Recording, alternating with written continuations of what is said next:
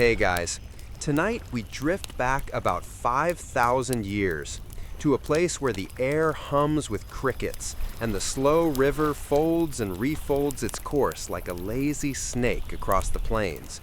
The land is warm, damp, and patient. You stand barefoot in the soft silt beside the Indus River, your toes sinking in with a quiet sigh. You can smell clay, faintly metallic water, and the smoke from 1,000 distant hearths. This is where one of the world's first great civilizations is just beginning to stretch and yawn awake. And you probably won't survive this, at least not without bug spray and a decent immune system. So, before you get comfortable, take a moment to like the video and subscribe, but only if you genuinely enjoy what I do here. And as always, let me know in the comments where you're listening from and what time it is for you right now. Now, dim the lights, maybe turn on a fan for that soft background hum, and let's ease into tonight's journey together. The first thing you notice is how quietly alive this place feels. The Indus River isn't dramatic, no roaring waterfalls or jagged cliffs. It's steady, broad, and brownish green, gliding past fields of wheat and barley that ripple like brushed silk. Along the banks, farmers guide oxen through muddy furrows. You can hear the wooden plow creak, the soft grunt of the animal, the rhythmic splash of the man's bare feet. There's no shouting, no overseer cracking whips, just work in rhythm with the water. You glance up and see low mounds in the distance. At first, they look like natural rises, but as you approach, you realize they're the outlines of buildings. Bricks, real, measured, baked bricks, stacked in neat, level rows. The air smells faintly of cooked clay. You're witnessing something extraordinary, the birth of city life on the subcontinent. This isn't a single village that grew too big for its britches. It's a network.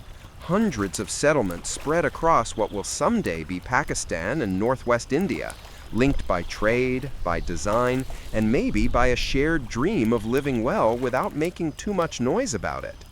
The names we use, Mohenjo-daro, Harappa, are modern inventions. To the people who built them, they were just home. The Indus Valley civilization will one day stretch across 500,000 square kilometers, larger than ancient Egypt or Mesopotamia at its height. And yet, you don't see pyramids stabbing the sky or ziggurats rising out of the dust. There are no colossal statues of kings staring you down. What you see instead are low, rectangular homes, practical, tidy, comfortable. You might say the Indus people were early subscribers to minimalist living. Mainstream history tells us this civilization thrived roughly between 2600 and 1900 BCE, though the roots go deeper. Villages were already here by 7000 BCE, planting early wheat and herding cattle. Over centuries, small farming communities merged into towns, and towns into cities. The transformation wasn't sudden, it was slow, organic, and peaceful. Historians still argue whether this rise happened under the guidance of central authority, a kind of invisible government, or if it simply emerged from collective agreement. Maybe everyone just knew where the drains should go and how the streets should line up. Imagine that, a civilization that ran itself like a perfectly polite neighborhood committee. You pass a group of children chasing each other between mud brick walls. One of them pauses, holding something small in her hand, a clay toy, maybe a tiny cart with wheels. It squeaks faintly as she pulls it along a string. Yes, the Indus Valley people invented the toy cart, not for war, but for fun. You smile. It's strangely modern. As you move deeper into the settlement, the pattern becomes clear. The streets form a grid, perfectly straight, intersecting at right angles. Some are broad enough for 2 carts to pass, others narrow into quiet lanes. Along the sides, you notice covered drains running beneath the walkways. You realize with a kind of sleepy awe that this place had sanitation before much of the world even had cities. The air grows cooler as the evening sets in. Smoke from cooking fires curls up into the indigo sky, carrying the scent of lentils, onions, and something that might be cumin. You can almost taste it. Families sit on flat rooftops, eating from simple terracotta bowls. Laughter drifts across the street. Dogs bark lazily, their tails flicking dust. A mother scolds her son for tipping over the water jar, but her voice is soft, amused. You glance up at the stars, countless and sharp. Somewhere in the distance, the river catches their reflection like silver threads. This whole landscape feels tuned to balance. People, earth, and water all humming the same slow note. You can't help but think how rare that is. The Indus people didn't build their lives around temples or palaces. At least none have been found. No monumental architecture to glorify gods or kings. Instead, they built for function, for comfort, for hygiene, for life that flowed easily. Archaeologists find no swords, no fortifications screaming of war. It's as if peace itself was their greatest technology. But here's a fringe tidbit you'll enjoy. Some scholars think the famous unicorn symbol carved on Indus seals wasn't mythical at all, but a stylized depiction of a cow or bull seen in profile. Others think it was a symbol of trade guilds, like an ancient logo.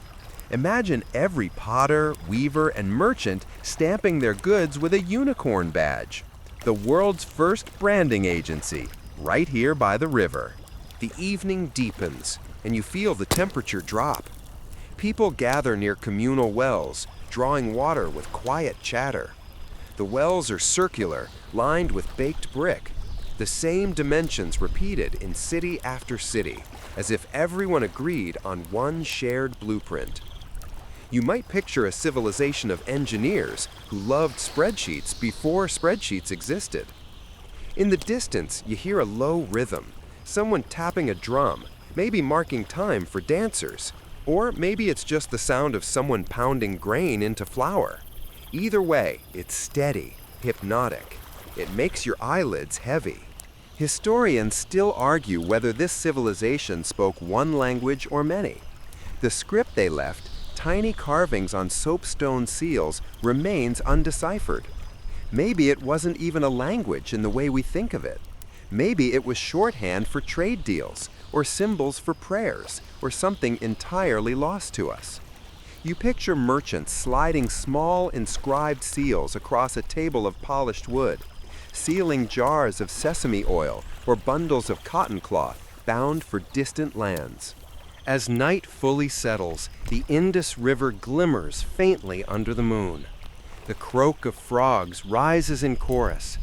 You stand there, feeling the gentle pull of the water and the soft rhythm of this civilization. The quiet hum of humanity learning how to live together without tearing itself apart. Somewhere behind you, a pot clinks, a baby murmurs, a cow shifts its weight. Ordinary sounds, beautiful in their ordinariness. The kind of peace that doesn't make history books, but somehow built the foundation for all that came after. And as you listen to the steady breath of this ancient world, you can't help but wonder, maybe civilization doesn't begin with war or invention or kings. Maybe it begins right here, with a river, some bricks, and the shared desire to live gently beside one another. The night is calm, the air is heavy with warmth, and the soft splash of the Indus becomes the slow beat of your own pulse. You wake to the sound of soft footsteps and the faint chatter of morning voices. The sun is rising over Mohenjo-daro, spreading gold light across rooftops the color of sand and honey. Mist curls off the river, wrapping the city in gauze. You stretch your legs and step into the street, realizing how different it feels from any ancient place you've ever imagined. There's no chaos here, no cramped alleys, no wild shouting, no donkeys blocking the way. Everything is oddly peaceful. You look down, and beneath your feet lies a street so straight, so even, that you'd swear someone used a ruler the size of a city to draw it. The surface is packed earth, flattened smooth, edged with bricks that fit together like puzzle pieces.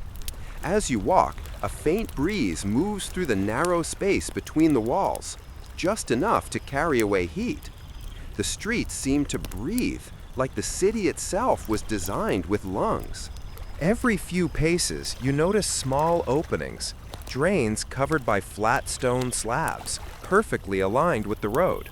A thin trickle of water moves through them, vanishing underground.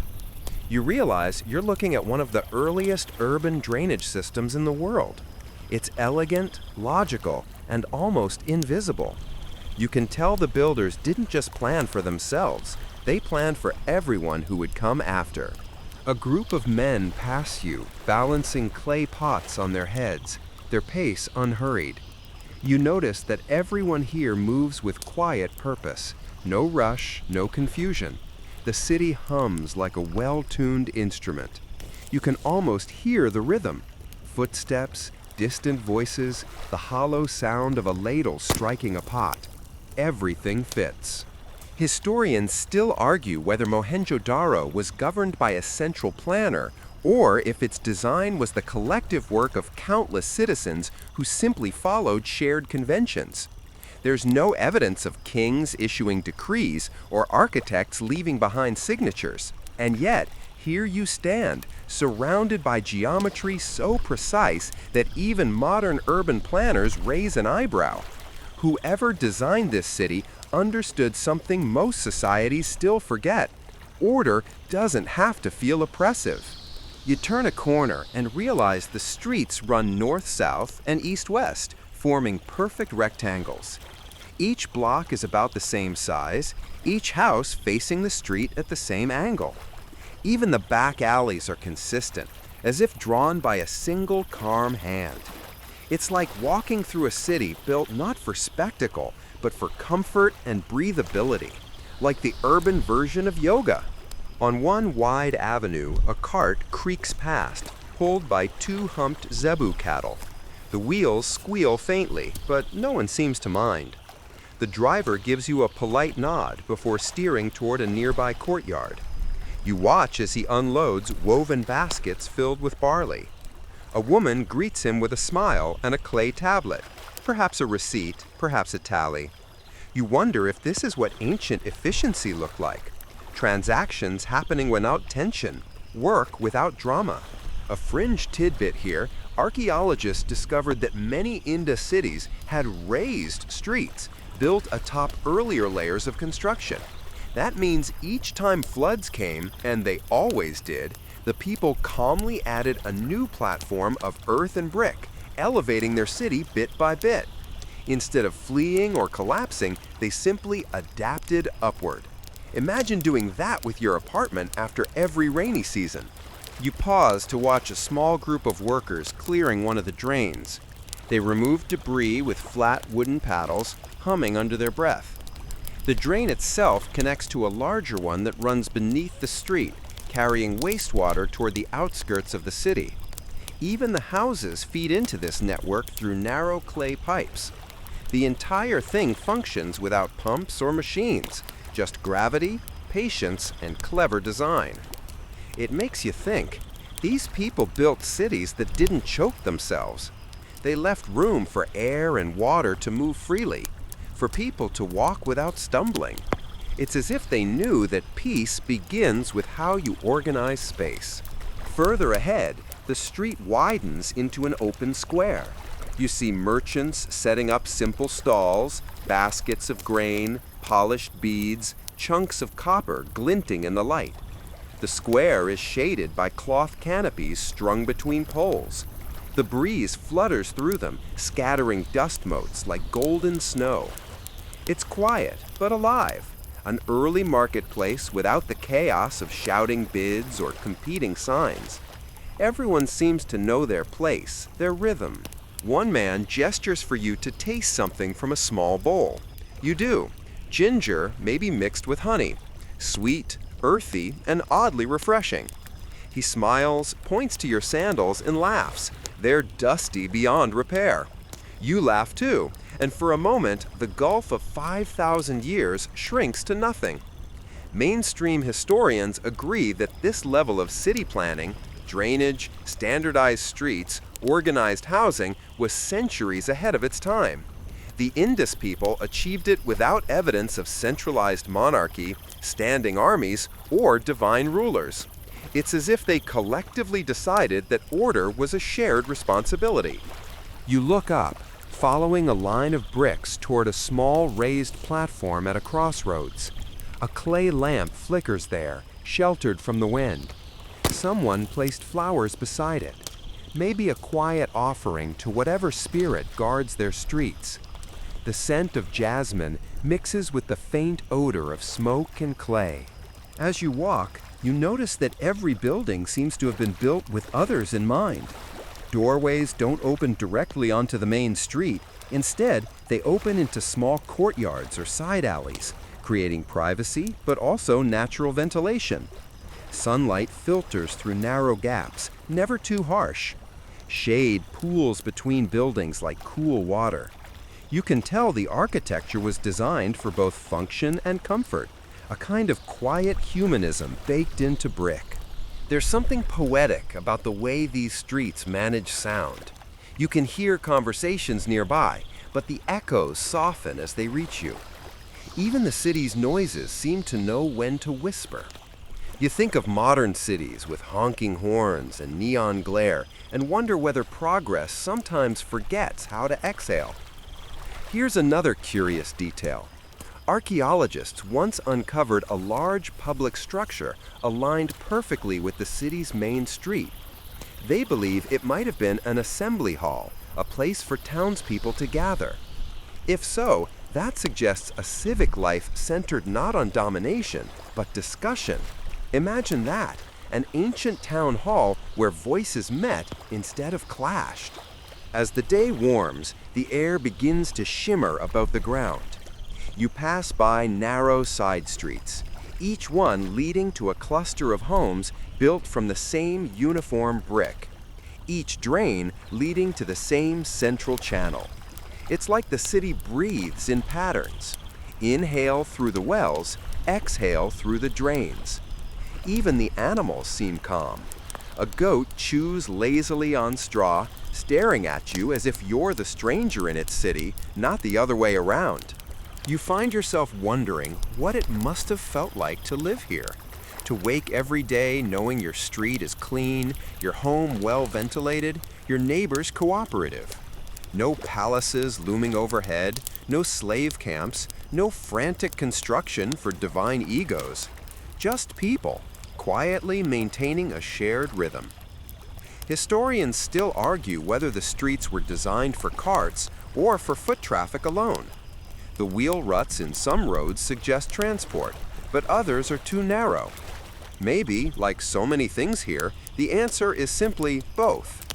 These people seemed allergic to extremes, content to let life exist in balance. As the afternoon wanes, the light turns amber, painting long stripes across the street. The bricks glow faintly red. Somewhere nearby, a child laughs, a clear, ringing sound that carries just far enough to make you smile. You notice how the street slopes ever so slightly toward a drain, channeling away the water that might one day flood the city. Even in their silence, these builders anticipated problems before they arrived. You stop at a corner, watching the shadows lengthen, and it strikes you. This city feels alive, not because of noise or spectacle, but because of breath. Every wall, every drain, every brick seems to inhale and exhale with the rhythm of its people. Maybe that's what civilization really means. Not the rise of kings or empires, but the moment when humanity learned how to live in step with itself. The sun slips behind the rooftops, and the first lamps begin to glow. The city settles again into its nightly heartbeat, steady, content, unhurried. You take a deep breath of your own and feel it. the streets of Mohenjo-daro are breathing with you. Morning again. The light hits the horizon in soft bands of gold and amber, and you find yourself standing near a broad pit just outside the city walls. The air here smells different, warmer, dustier, filled with the faint crackle of fire. You squint and see workers kneeling beside rectangular molds, pressing wet clay into them with practiced hands. You're watching something deceptively simple, the making of bricks. Each one is shaped, smoothed, and lifted with care. A man flips the mold, and a perfect brick slides out with a soft thump. It lands on a row of others, baking under the sun. Rows and rows stretch into the distance, thousands of identical red-brown rectangles drying like biscuits on an enormous tray. The rhythm of this place is hypnotic. Slap, press, lift, turn, repeat. You crouch to examine one of the finished pieces. It's light in color, finely made, and, oddly enough, standardized. Almost every brick in the Indus Valley follows the same ratio, 1 to 2 to 4. The same proportions appear from Harappa to Mohenjo-daro, from Kalibangan to Dhalavera. That means people across hundreds of miles agreed, somehow, on the same brick formula. No email chains, no bureaucratic memos, just quiet, widespread agreement. It's one of the earliest examples of large-scale standardization in human history. Historians still argue whether that standard came from a single ruling body or if it spread organically through shared craftsmanship. Either way, it worked. Those uniform bricks became the backbone of an entire civilization. Houses, streets, baths, granaries, even wells. Everything rested on the geometry of human patience. You run your hand along a stack of cooled bricks. The surface feels warm, slightly gritty, the texture like baked bread crust. Each brick carries fingerprints faintly pressed into its side, the marks of people long gone. It feels oddly personal, like shaking hands with someone through time. A worker nearby laughs as his son drops a half-formed brick, splattering clay everywhere. The boy grins, scoops up the mess, and starts again. You watch them, realizing that this skill probably ran in families. Knowledge wasn't locked in books, it lived in hands, passed from father to son, mother to daughter, neighbor to neighbor. The brick kilns nearby glow faintly orange. You can see the heat shimmer above them, distorting the air. The fire burns steadily, fed by bundles of brushwood. Each kiln is domed, with vents that control the airflow, simple but ingenious. The people here understood how to balance oxygen and heat to bake the clay evenly. You step closer and feel the warmth against your face. The bricks inside harden, their colors deepening from soft pink to rich rust. One of the workers, an older man with soot-streaked arms, hands you a freshly cooled brick. You nod in thanks, and he gestures toward the city. House, he says, in a tongue you don't quite understand, but you get it. Every brick here has a destination. Every one will find its place in someone's wall, floor, or well. There's something satisfying about that inevitability. Mainstream history points out that these baked bricks were far more durable than the sun-dried ones used elsewhere at the time. Egypt's mud bricks, for example, eroded with the rain. Mesopotamia's walls crumbled under floods. But here in the Indus Valley, baked bricks resisted water and time. It's why Mohenjo-daro's ruins still stand in ghostly precision today. A fringe theory, more poetic than proven, suggests that the people might have seen the brick itself as a kind of symbol, a unit of harmony. Their ratio, some say, wasn't just practical, it was philosophical. 1 part soul, 2 parts mind, 4 parts body. You smile at the thought. It might be a stretch, but then again, ancient people had a knack for weaving meaning into material things. The workers call a break, and you wander toward the riverbank where the clay is sourced. The mud here is rich and fine, easily shaped when wet but firm when fired. You kneel down and scoop some into your hand. It's cool and pliant, sliding between your fingers like silk. The Indus River provides everything: water, silt, transport. Without it, none of this would exist. You realize how deeply the civilization depended on balance between nature and craft, human will and Earth's rhythm. As you stand, a faint breeze carries the sound of laughter from the kiln site. Someone's telling a joke, and though you can't catch the words, you catch the feeling: camaraderie, patience, quiet pride. You look back at the drying fields of bricks and imagine how long it takes to produce enough for an entire city. Thousands upon thousands, each one made by hand. Civilization, it turns out, isn't built by kings, it's built by people who spend their mornings covered in mud. You head back toward the city, carrying the brick the man gave you.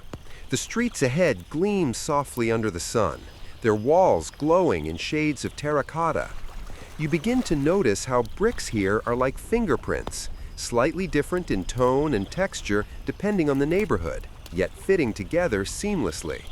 Every home is part of a larger pattern, and that pattern repeats like a mantra across the entire Indus Valley. Historians still argue how these cities coordinated construction without a centralized monarchy. Some think trade guilds or councils made communal decisions. Others believe the entire culture simply valued symmetry and function above individual ambition. Either way, what they achieved feels less like politics and more like consensus. As you pass through one residential street, you notice a man carefully replacing a damaged wall brick. He doesn't use mortar. Instead, he fits it snugly, tapping it into place with a smooth stone. The precision is startling. You realize this city was designed not just for beauty or even durability, but for repair. Everything can be replaced, renewed, kept alive through care. Imagine if modern cities were built with that same philosophy. The scent of baked earth follows you as you wander. You pass by a half-built structure where several men and women work side by side. No overseer shouts. They talk quietly, measuring, aligning, stacking. A child sits nearby playing with small clay toys, tiny bricks, miniature carts, a little house. The toys mirror the world around them. Civilization, you think, is teaching through play. You pause near a large wall, perfectly straight, running the length of a street. It looks like part of a granary or storage hall. You press your hand against it, and the bricks feel warm from the sun. Each one a heartbeat in fired clay. Each one whispering something soft and old. There's an elegance to the uniformity here. No grand marble columns, no sculptures of gods glaring from pedestals. Just humble bricks, millions of them, each doing its quiet part. You can almost hear them breathing together, holding up not just walls, but an entire way of life. Here's a quirky tidbit. Archaeologists once found bricks marked with strange impressions, human toes, even paw prints from dogs or goats that wandered across while the clay was still wet. You grin at the thought. The world's oldest photobombs, frozen in time. It makes the ancient feel suddenly close, as if those animals are still padding through the wet clay somewhere nearby. By late afternoon, the sun dips lower, and the color of the city deepens. The rooftops glow copper red, and the shadows of the walls stretch long and soft across the streets. The air cools just enough that the clay under your feet hardens again, cracking faintly. You look back toward the brick kilns, their smoke curling lazily upward. Somewhere inside those fires, tomorrow's buildings are already forming. The walls that will shelter meals, dreams, and whispered conversations. You imagine the same process happening across countless towns, each one making bricks in the same ratio, each one contributing to a network of peaceful, breathable cities. You smile, suddenly aware of the strange serenity in the repetition. There's something almost meditative about it, how the entire civilization seems to hum at one frequency. Clay, fire, water, air, and patience, over and over again. As dusk settles, you find a quiet spot by the edge of the street. You place the brick beside you like a small token, a reminder of how even the simplest act, molding earth into order, can become a form of beauty. The stars begin to rise over Mohenjo-daro, faint at first, then bright. You close your eyes and imagine the builders looking up at the same constellations after a long day's work, their hands still red with clay. They probably didn't think they were building history, they were just building home. By the time the next morning arrives, the sun has barely lifted, and the air already smells faintly of damp earth. You follow a narrow lane that winds toward the sound of trickling water. It's a calm, steady sound, not a river's roar, but something gentler.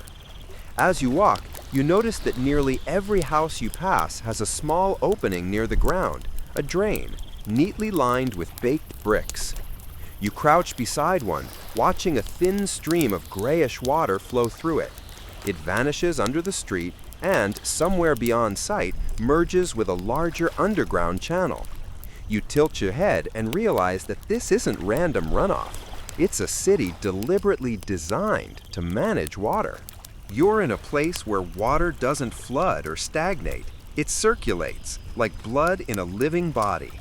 The Indus Valley people didn't just build with bricks, they built with water in mind.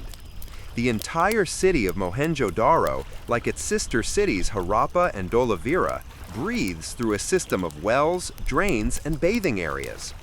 It's a network so advanced that modern engineers still study it, squinting at maps and shaking their heads in admiration. Historians still argue whether this was purely for hygiene or if water carried deeper cultural meaning, spiritual cleansing maybe, or ritual renewal. Either way, the result is breathtaking. You stop beside a public well, perfectly circular and lined with bricks laid in an intricate spiral. The well's mouth glows in the morning light, and when you peer down, you see the glint of cool water far below. A woman lowers a rope, her bangles clinking softly, then lifts up a clay jar. She smiles, offers you a drink, and you taste the faint sweetness of mineral-rich water, cool and slightly smoky from the clay pot. Nearby, a young man scoops water from another jar and splashes his face before heading to work. There's no sense of luxury in this, it's simply part of life. Water isn't scarce here, it's respected, controlled, channeled, shared. You continue walking and notice that the wells are everywhere, one for every few houses, sometimes even within the houses themselves. It's estimated that Mohenjo-daro alone had over 700 wells. Imagine that. A Bronze Age city where no one was far from clean water. Meanwhile, many modern cities still can't promise that. A fringe tidbit floats into your mind. Some archaeologists believe that every home had its own private bathroom, complete with a sloped floor and a drain leading to the main sewer. It's not a palace privilege, it's an everyday necessity. Privacy, cleanliness, and dignity woven right into the architecture. You realize this civilization wasn't just technically advanced, it was humane. As you move deeper into the city, the drains grow larger, merging into covered brick tunnels wide enough for a person to crawl through. You peek into one where the cover has been removed for cleaning and see how neatly the bricks are arranged. The slope is subtle, ensuring a gentle flow toward the outskirts where waste would be filtered out by sediment pits. The air smells faintly metallic, but not unpleasant. There's a sense of control here, everything flowing where it should, nothing left to rot or fester. You glance toward a small platform near the drain where two men are scraping sediment with wooden paddles. They laugh, making jokes about the smell. One of them grins at you and shrugs, as if to say, someone's got to keep it clean. Historians still argue whether these sanitation workers were part of a specific class or whether everyone took turns maintaining the system. The lack of written records leaves room for imagination, but one thing seems clear. This was a society that valued order and communal well-being more than status. You follow the sound of water again and find yourself beside a large rectangular pool built of dark red bricks, the famous Great Bath. The sunlight dances across its still surface, rippling in patterns of gold and green. Steps descend into the pool from every side, and the walls are lined with bitumen, making them waterproof. You can't help but feel that this space was more than just for washing. It feels sacred, serene, meditative. The water is perfectly still, except for the faint shimmer of movement where someone has just entered. A group of people sit nearby, drying their feet, speaking in low tones. You realize this might have been a gathering place, part ritual, part social, part spiritual. A mainstream fact: the Great Bath is one of the oldest known public water tanks in the world. It predates Greek baths, Roman aqueducts, and most known public hygiene systems by centuries. And unlike those later societies, the Indus Valley people didn't build it to display wealth or power. It's purely functional, quietly magnificent. A quirky tidbit: some researchers once suggested that the Great Bath could have been filled and drained by an ingenious system of copper pipes and sluices, though no direct evidence remains. Still, the alignment of channels suggests they managed water flow with precision that feels almost modern. You sit at the edge of the pool, dipping your fingers into the cool surface. The reflection wobbles gently, sky, brick, your own hand, and then settles again. The sensation is grounding, soothing.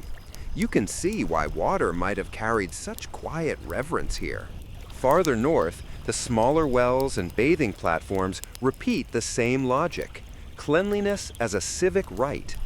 You pass by a woman washing vegetables in a clay basin while a child rinses his hands nearby. There's no waste, no splashing chaos, just calm, deliberate motion. Every drop is used wisely, then returned to the earth. You think of how modern cities struggle with floods, pollution, shortages, and yet here, 5,000 years ago, these people simply worked with water. They didn't try to dominate it, they guided it gently, like a dance partner. The breeze shifts, carrying the scent of river mud and something faintly floral, lotus perhaps. You follow it to the edge of the city, where the Indus River itself flows slow and wide. You watch as a man pushes a small raft made of bundled reeds into the current. He's ferrying jars, sealed, heavy with something valuable, maybe oil or grain, to a settlement downstream. The water glints like molten bronze in the sunlight. Historians still argue whether these waterways served primarily for trade or for irrigation. The truth, as always, might be both. The Indus Valley people were practical. They didn't separate sacred from everyday. To them, water was both blessing and infrastructure, spirit and system. You sit by the river for a while, watching the ripples reach the shore. A dragonfly skims across the surface, its wings flashing like tiny mirrors. You remember how every street in the city is slightly tilted toward the drains, how every drain connects to larger ones, all leading here, to the river that gives life and quietly takes it back. It's an ecosystem disguised as urban planning. A group of children run past, their laughter echoing against the brick walls. One of them slips, splashing water onto his legs, and for a moment he looks startled. Then he grins, wiping it off with exaggerated dignity while his friends giggle. You smile. Even in ancient times, kids didn't take themselves too seriously. You lean back and close your eyes, listening to the sounds around you. The whisper of running water beneath the streets, the soft hum of voices, the lazy creak of a pulley at a nearby well. It's like the whole city is breathing through water. It's humbling, in a way. This civilization might not have left us grand temples or heroic epics, but it left something rarer, a blueprint for living gently with the elements. Every drop accounted for, every flow respected, every bath a reminder that peace often starts with cleanliness and care. You take one last look at the river. The sunlight breaks into tiny diamonds on its surface. You can't help but think how modern humanity still hasn't fully caught up with the quiet wisdom of these people who built their peace, quite literally, on water. The river slides on, unhurried, carrying with it the soft reflection of a city that once made harmony a way of life. The next path you take is wider, busier. The air grows livelier as you approach what seems to be the beating heart of the city, the marketplace. It isn't loud like the markets of later centuries. There are no shouts or bargaining cries, no chaos or clamor. Here, even commerce feels composed. The people move with rhythm, their gestures deliberate, their voices low but purposeful, as if the city itself values quiet efficiency. The street opens into a broad rectangular plaza paved with large baked bricks, their reddish surface worn smooth by countless footsteps. Sunlight pours in from above, reflecting off rows of clay pots, copper vessels, and woven baskets. The air smells faintly of earth, grain, and dried herbs. A steady hum fills the space, the soft shuffle of sandals, the rustle of cloth, the clink of metal scales weighing seeds or beads. You walk slowly through the lanes, absorbing the details. The stalls are simple but well organized. Clay jars are stacked neatly, each marked with a small engraved symbol. A merchant scoops a handful of lentils into a bowl and measures them on a perfectly balanced scale made of polished bronze. Across from him, a woman sells textiles, beautifully dyed fabrics in muted reds and deep indigos, folded with care. She doesn't hawk her wares, she simply waits, patient and calm, her eyes scanning the crowd with quiet confidence. There's something deeply egalitarian about the scene. No grand displays of wealth, no dominant traders towering over others. Every stall feels equal in stature, every person part of the same gentle rhythm of exchange. Archaeologists have long noted how uniform the cities of the Indus Valley were. Streets laid in grids, houses similar in size and design, and public areas open to all. It's as though the idea of hierarchy never fully took root here, or at least it was softened by a collective sense of fairness. You pause beside a potter who is carefully turning a clay wheel with his foot. The wheel spins lazily, steady and smooth, as he shapes a new vessel. The sound of his thumb sliding through wet clay is hypnotic, a slow, circular whisper. You recognize it as the same craft that produced the jars found across the entire Indus civilization, from Harappa to Lothal to Kalibangan. The same form, the same perfection, almost as if they shared one invisible standard. Some archaeologists call this the world's first industrial uniformity. You ask the potter, quietly, how he learned his craft. He smiles without pausing and says, "From my mother, and she from hers." You realize that skill here is inherited, passed like a sacred trust from one generation to the next. Each handprint preserves the memory of the last. You move on, watching traders exchange goods that must have traveled hundreds of miles. Lazurite stones from Afghanistan, copper from Oman, shells from the Arabian Sea, beads carved from carnelian, each one glimmering faintly in the sunlight. A few merchants sit near a row of clay seals, small and rectangular, with strange symbols etched into them, part of the mysterious Indus script that no one today can read. The seals feature animals, unicorns, bulls, elephants, and tigers, stylized, elegant, enigmatic. You pick one up. The clay feels cool in your palm, its edges slightly rough. The carving of the animal is precise, its horn curling like a spiral wave. Below it, a line of symbols, tiny, intricate marks that seem to dance across the surface. It's humbling to think that these were once stamped on bales of goods, marking ownership or origin, just as merchants now stamp their company logos. The first whispers of branding, 5 millennia old. A quirky tidbit, some archaeologists once found hundreds of nearly identical seals scattered across distant sites, suggesting a standardized trading system. Others found weights made from polished stone, all in strict ratios, proving that trade here wasn't chaotic. It was methodical, regulated, trusted. You think about that. A civilization with no known rulers, no grand palaces, no armies, and yet trade flourished. People respected balance because the system itself was balanced. You wander past a row of jewelers. Small beads glimmer on cloth mats, turquoise, jasper, agate, faience. One woman strings them into a necklace, her hands moving with practiced grace. She doesn't look up as she speaks softly to her apprentice, correcting the rhythm of his threadwork. Her tools are simple, stone drills, tiny blades, and sand for polishing, yet the result is breathtaking. Some of these very beads have been found as far away as Mesopotamia, proof that this peaceful civilization traded across seas. The soundscape shifts slightly as a light breeze picks up, fluttering through hanging fabrics. You catch the scent of warm grain roasting nearby. Following it, you find a group of men sitting near a small hearth, grinding wheat into flour. The rhythmic scrape of stone on stone echoes softly. One man pauses to sprinkle a few drops of water onto the mix, testing the texture. Nearby, someone stirs lentils in a clay pot over coals.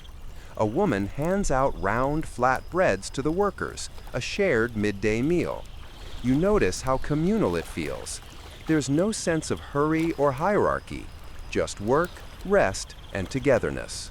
Historians still argue whether these were true markets in the modern sense or more like community exchange zones. But as you watch, you sense that here, trade isn't just economic, it's social. A shared rhythm, a daily ritual that reinforces bonds between neighbors. Commerce here isn't competition, it's conversation. A little boy runs past, chasing a clay ball. He nearly bumps into a merchant, who simply laughs and hands him a piece of dried fruit. The boy grins, mutters a thank you, and scampers away. Life here feels balanced between simplicity and sophistication. The city breathes contentment. You notice a row of granaries beyond the marketplace, massive brick platforms raised above ground level. Wooden beams once supported the roofs, long vanished now, but the structure remains. Inside, there are narrow air channels for ventilation. You run your hand along the brick walls, cool and dry. It's clear that the storage of food wasn't left to chance.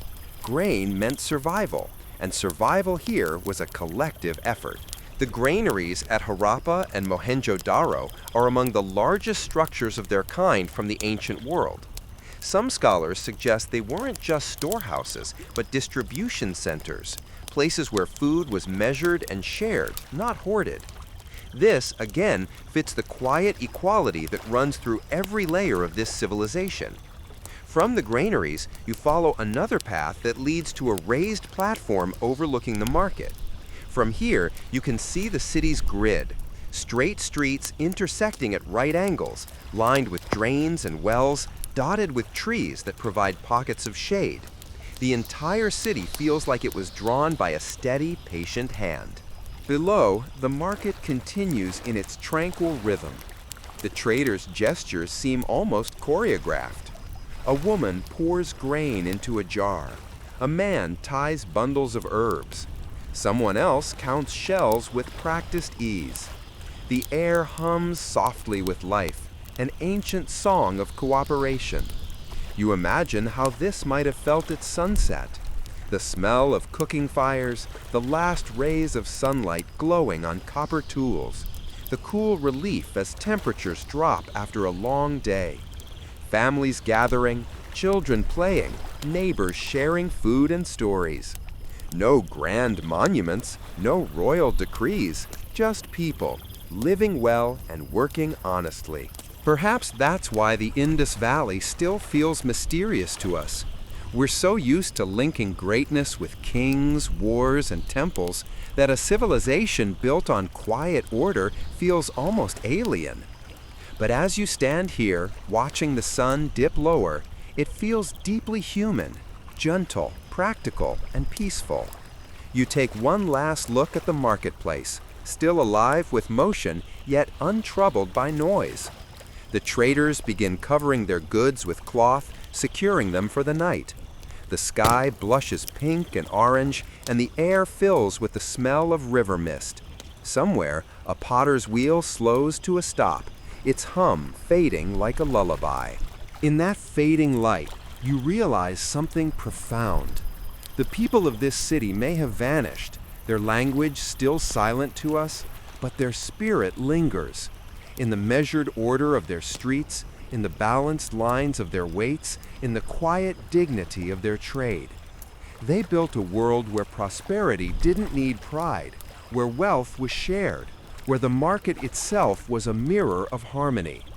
As the last light disappears, you can still hear it, the faint, rhythmic clink of a bronze scale balancing perfectly, a civilization at equilibrium. You turn from the market and wander through a narrow lane that winds between rows of houses, quiet, symmetrical, and built from the same soft red bricks that line the streets. The city's hum fades into the distance, replaced by the rustle of linen curtains and the occasional echo of laughter drifting from open courtyards. You realize something subtle but profound. Here in the Indus Valley, even the architecture whispers equality. Each home, no matter the lane or location, seems built to the same simple plan. A small doorway opens into a courtyard at the center, where sunlight falls like warm honey across the clay floor. Around it, neat rooms line the walls, spaces for sleeping, cooking, and storage.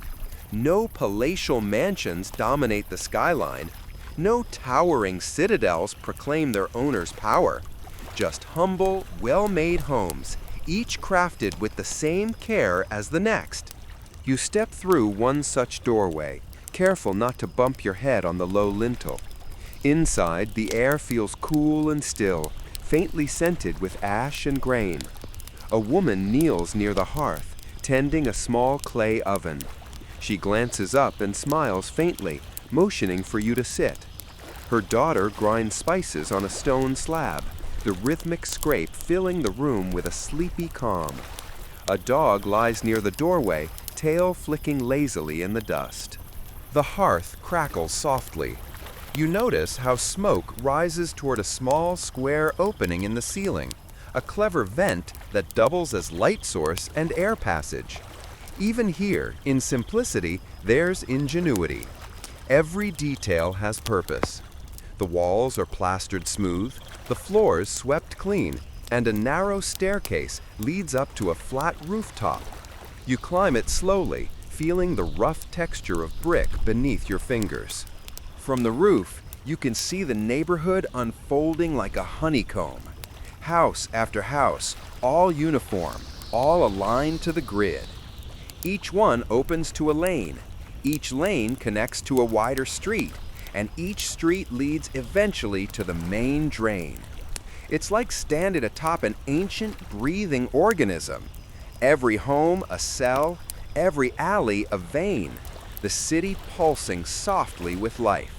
Archaeologists have excavated hundreds of such homes across Harappa and Mohenjo-daro, finding astonishing consistency. They were mostly built of standardized bricks, each measuring about 1.32 by 0.66 by 0.33 feet, following a ratio of 4 to 2 to 1. The same ratio appears everywhere, from city walls to bathrooms.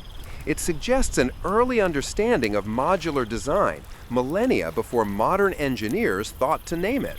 You sit on the edge of the roof, legs dangling above the lane below. The afternoon air is warm but not oppressive, and you can hear faint conversations drifting from other rooftops, neighbors chatting, perhaps sharing stories about the market or the weather. Roofs here seem to serve as communal spaces. Someone, somewhere, plucks a stringed instrument, and a soft melody rises like smoke. You catch yourself swaying to its rhythm, the same calm tempo that defines everything about this place. Then something catches your eye.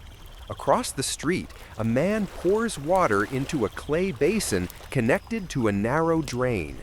The water trickles away smoothly, disappearing beneath the brickwork.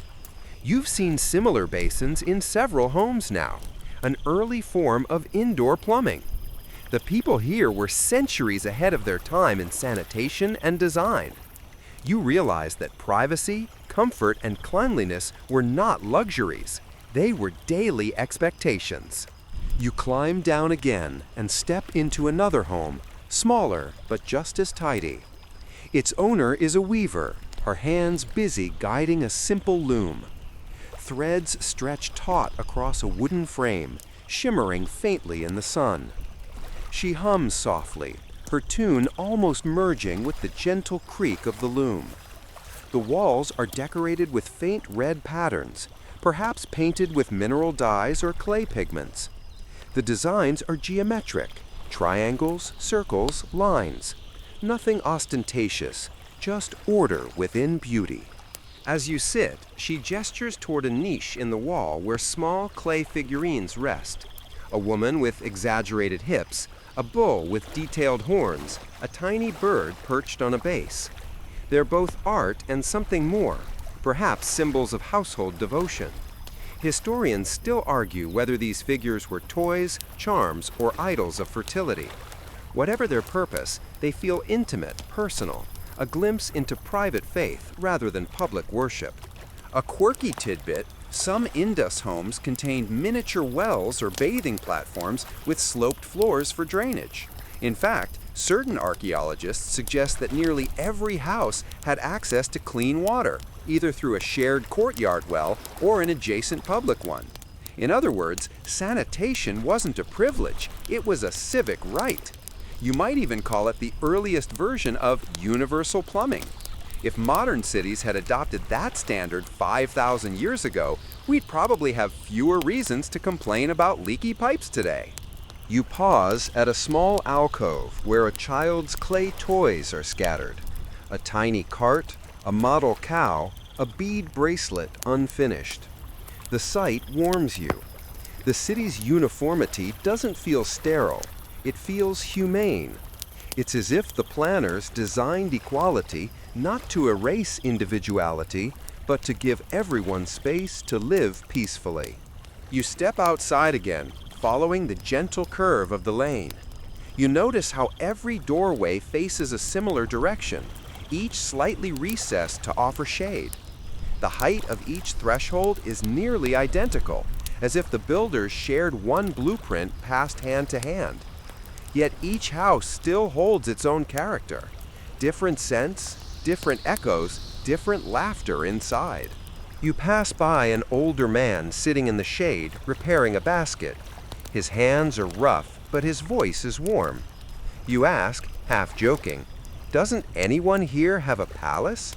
He chuckles softly, shaking his head. "Our palace is the city itself," he says. "If one home falls, all suffer. If one thrives, all share." His tone isn't boastful, it's matter-of-fact, like gravity.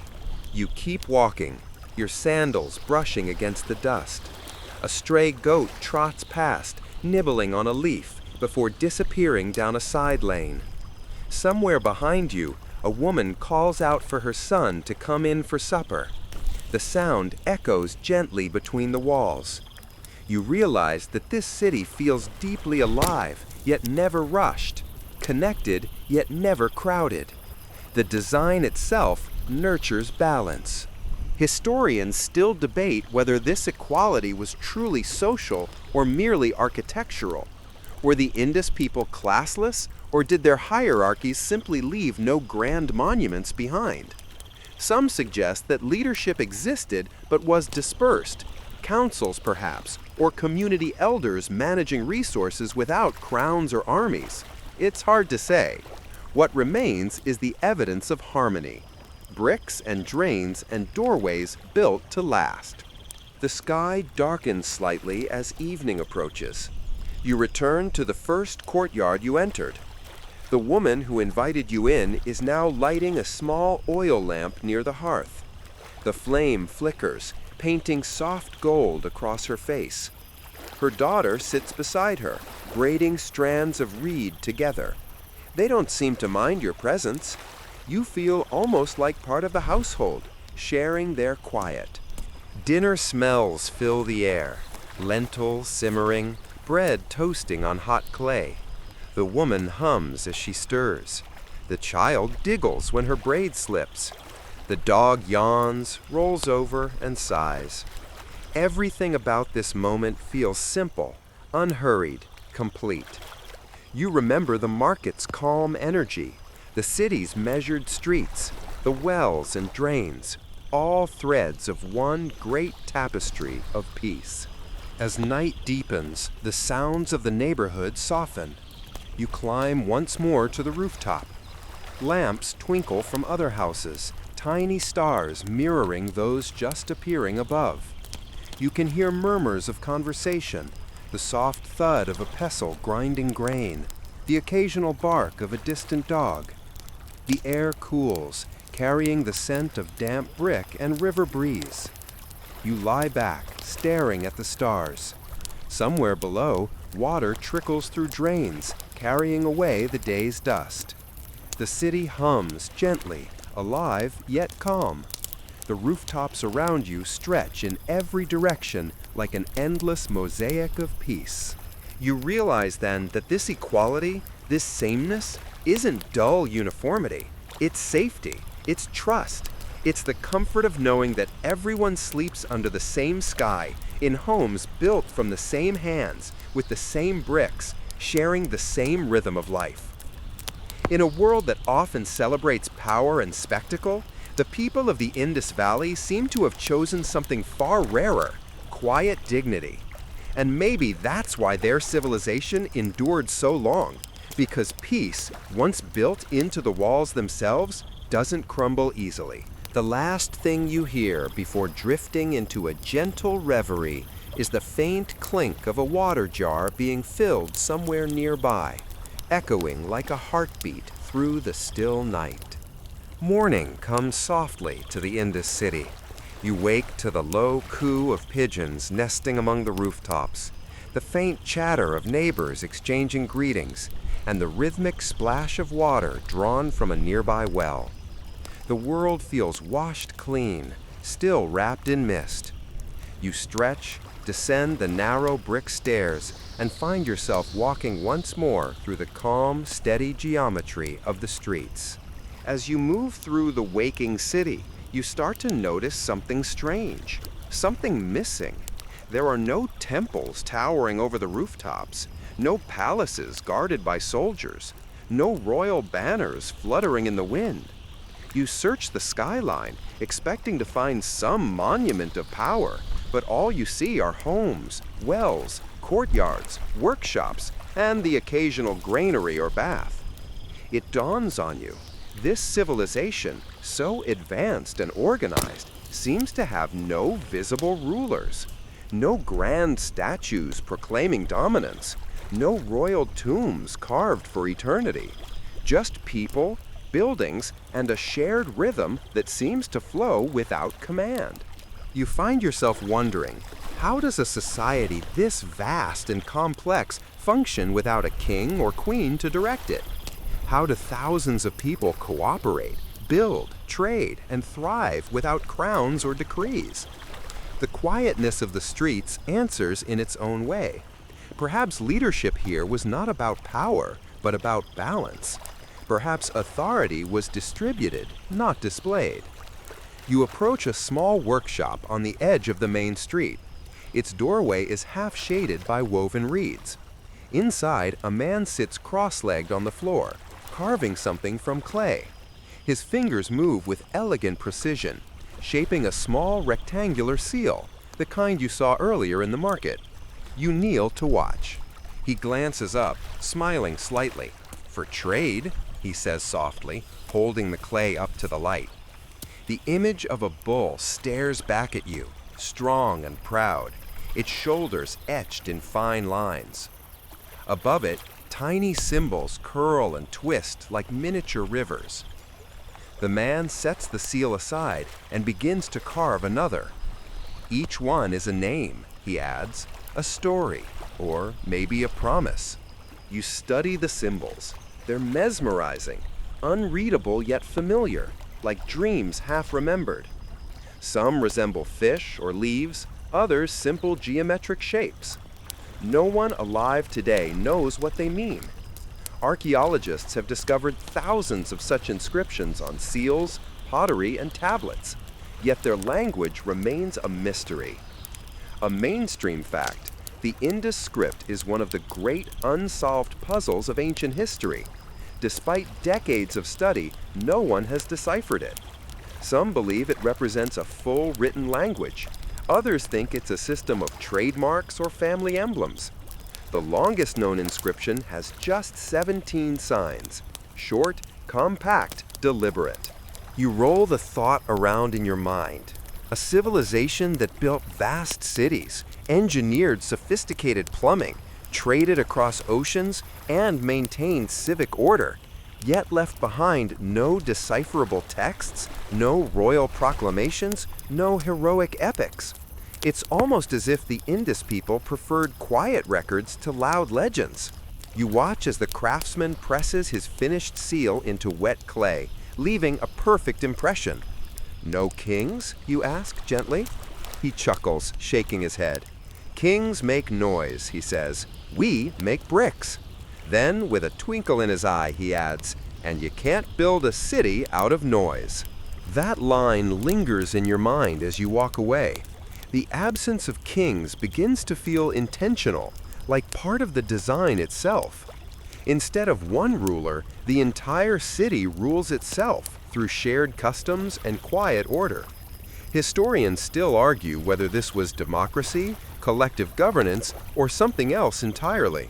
But here, among the steady rhythm of daily life, it simply feels peaceful. You pass a row of seal makers, each working with the same devotion. Their tables are scattered with fragments, tiny bulls, elephants, unicorn-like creatures, tigers, and ibexes. The designs are not random. They repeat across cities separated by hundreds of miles, suggesting a shared cultural identity. You imagine traders carrying these seals from Lothal to Harappa, stamping their marks on goods bound for Mesopotamia, symbols of trust in a world without armies. Archaeologists once found a cache of seals showing an animal that never existed, something with the body of a bull but a single curved horn on its forehead, the so-called unicorn of the Indus. No one knows what it meant, but it appears so often that it might have symbolized prosperity or divine protection. You smile at the thought. 5,000 years before medieval Europe dreamed up unicorns, the people of the Indus were already pressing their own mythical creature into clay. The road curves gently toward a large open courtyard. Here you see a raised platform of baked bricks, a public space, perhaps a meeting place or civic center. Men and women sit in small groups, talking softly, sharing bread, examining goods. You notice no one sits above the others. Even the platform itself is low, barely a step higher than the ground.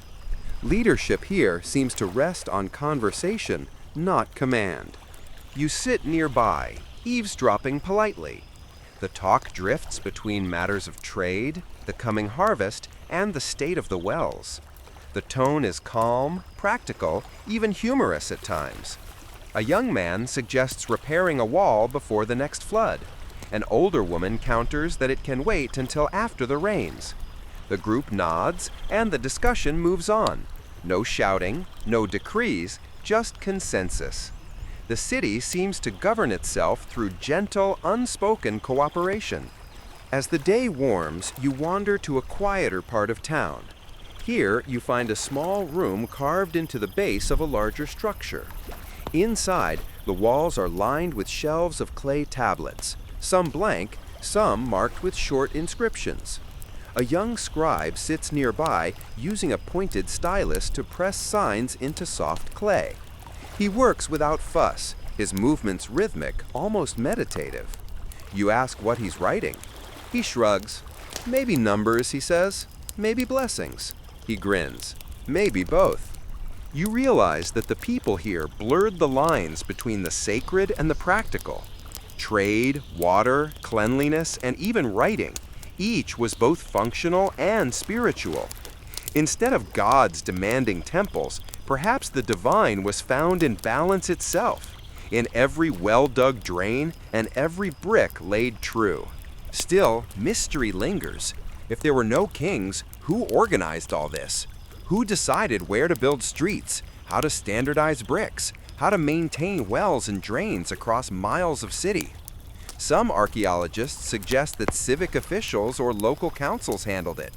Others imagine a kind of collective tradition, guidelines passed down through memory, not decree.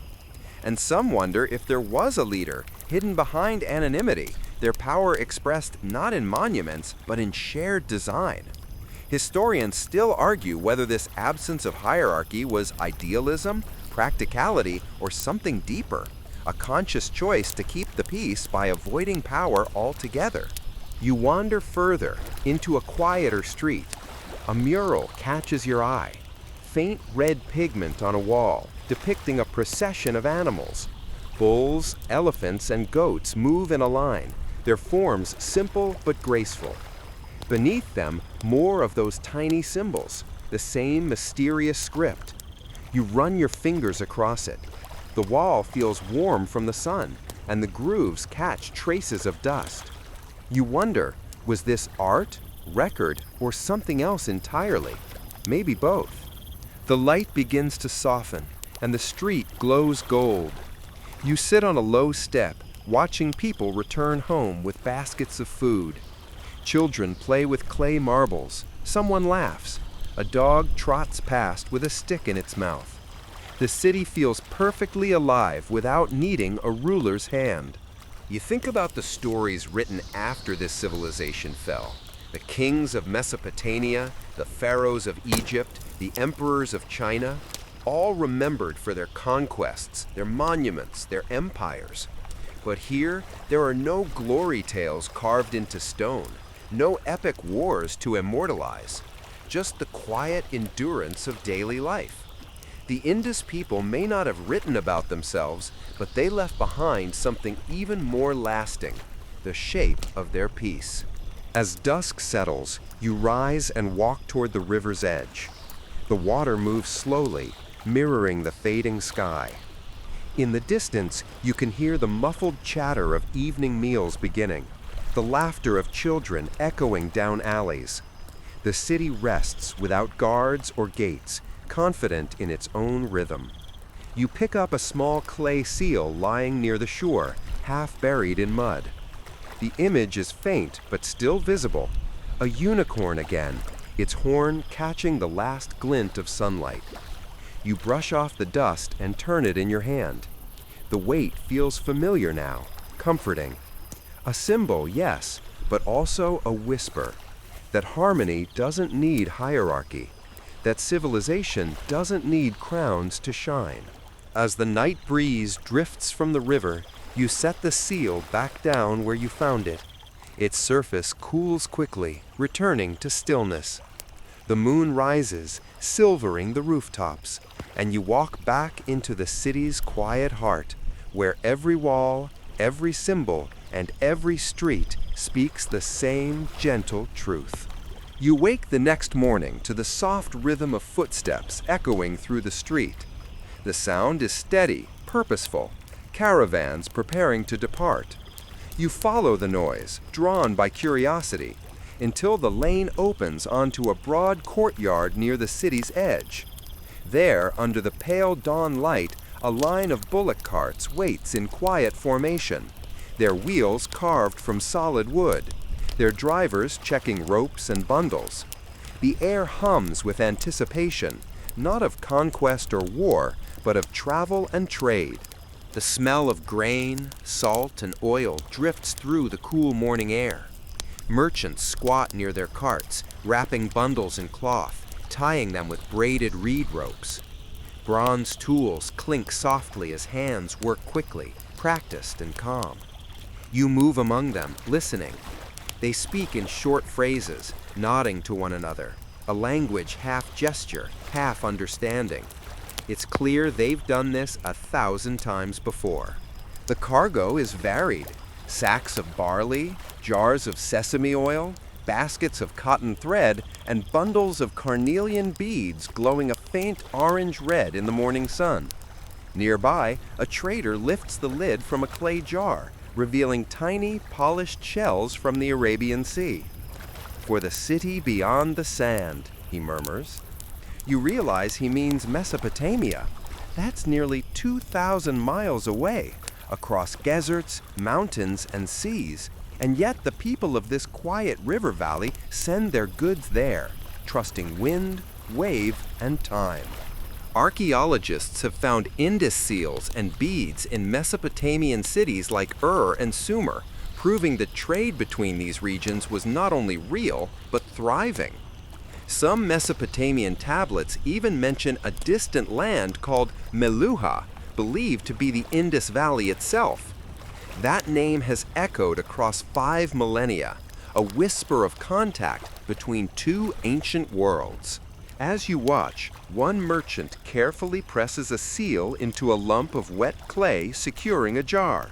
The impression is crisp, a bull, and beneath it, a line of those mysterious Indus symbols. You recognize the design. You saw its twin in the marketplace days ago. The clay dries quickly, sealing the jar shut. It's a guarantee of trust, a mark that says, "This comes from us. It is honest. It is whole." The carts begin to move, the slow groan of wooden wheels filling the air. You fall in beside them, walking as the city gates appear in the distance.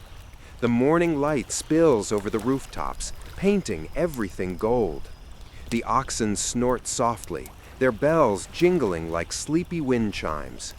Children wave from doorways. Women pass jars of water to the drivers. Someone hums a tune. The farewell feels communal. These traders may be gone for months, yet the city's rhythm will wait patiently for their return. As the caravan leaves the city, you follow a little further, curious about where the journey leads. The landscape shifts. Fields of barley and wheat give way to scrub and sand, then to the open plain. You can still smell the river behind you, but ahead lies the faint scent of salt. The traders move in silence now, focused on the path. The carts creak, birds circle above, and a warm wind brushes your face. By midday, the horizon ripples with heat. The caravan stops near a small oasis, its pool ringed by date palms. Here, a few mud brick huts stand beside a narrow dock. Small reed boats drift lazily on the water. This is a trade outpost, one of many that connect the Indus cities to far-off lands. You realize the people here have created not just cities, but a network, a living artery of exchange. You kneel by the water and touch its surface. The river here widens into a shimmering inlet that eventually meets the sea. A few boats are moored nearby, their hulls patched with bitumen and lined with woven mats. Traders are loading jars and baskets aboard, balancing them carefully to prevent tipping. The water glints with sunlight, and the rhythmic splash of oars echoes like a heartbeat. Archaeologists have uncovered a dockyard at Lothal, a port city near the Gulf of Kambat. It's considered one of the earliest known docks in human history. engineered with stone walls, floodgates, and channels to control tides. Even today, the precision of its design impresses engineers. The people of the Indus Valley weren't just farmers or builders, they were navigators who understood water as both friend and road. You board one of the reed boats as it prepares to depart. The oarsmen push off gently, and the vessel glides onto the river. The movement is soothing, like being rocked in a cradle. The wind brushes against your hair, carrying the scent of wet earth and salt. The city slowly disappears behind you, its brick rooftops melting into the haze. Ahead lies the open horizon. The journey is slow and peaceful. The oars dip rhythmically. Waves murmur against the hull. The traders talk quietly among themselves, sharing memories, jokes, and plans for the distant markets. One of them, a wiry man with deep laugh lines, shows you a small bronze mirror, polished to near perfection. Mesopotamians love these, he says with a grin. They'll trade fine wool and silver for them. You can't help but imagine the moment. Two distant peoples meeting on a dock, one holding a jar of grain, the other a bar of metal, neither speaking the other's tongue, yet both understanding the language of trade. Historians still argue whether this network was centrally managed or entirely self-organized. Some believe the Indus merchants acted as independent guilds, guided by shared standards but free of state control. Others think councils oversaw the flow of goods, ensuring fairness and consistency. Whatever the case, it worked, flawlessly, for centuries. By dusk, the river opens into a vast estuary. The sky blazes orange, then fades to purple. You see the faint silhouettes of larger boats anchored offshore, flat-bottomed vessels built for the sea, their sails made from woven cotton. The traders begin transferring goods, their voices calm but precise. You help lift a basket of beads onto a waiting deck, feeling the rough fiber against your palms. The sea smells ancient, eternal, full of stories. As the first stars appear, the sailors light small lamps along the boat's edges. The glow reflects on the water like scattered gold. Someone begins to sing, a slow, haunting tune about the river meeting the sea, about journeys and returns. The rhythm matches the waves, steady and timeless. You sit back, letting the sound carry you. It strikes you how peaceful this all is, how trade, not war, binds this civilization to others. While other regions were raising walls and armies, the Indus people were building docks, carts, and roads. Their strength lay in connection, not conquest. Their wealth came not from tribute, but from trust. As the tide rises, you close your eyes, listening. Somewhere out in the dark, a gull cries. Somewhere else, a rope creaks against wood. The sea breathes, and the boats drift, carrying the quiet heart of the Indus Valley to faraway shores. You open your eyes again and glance toward the horizon. The wind has shifted. It smells of spices and sand, distant lands calling softly. You wonder how many of these voyages were made, how many jars crossed oceans, how many hands touched the same beads, the same seals. Each item is a message, silent, enduring, passed between strangers who somehow understood each other without words. The boat rocks gently. The sailors begin to rest, lying beneath woven canopies. You lean back against the side, watching the reflection of stars shimmer on the slow current. The air is cool now, the kind of quiet that only comes when the world feels vast but kind. Somewhere far behind, the city of Mohenjo-daro sleeps, its wells and streets humming softly in the night. And out here, under a million stars, you sense the same spirit, that steady hum of cooperation, of balance, of peace extended beyond borders. Civilization doesn't always announce itself with drums or walls. Sometimes it travels by wind and water, sealed in clay, and carried by those who believe in fairness more than fame. The tide carries you farther, and soon the dark horizon melts into the glittering sea. You breathe deeply, letting the salt air fill your lungs. The oars dip again, slow and certain, and the night folds around you like a blanket.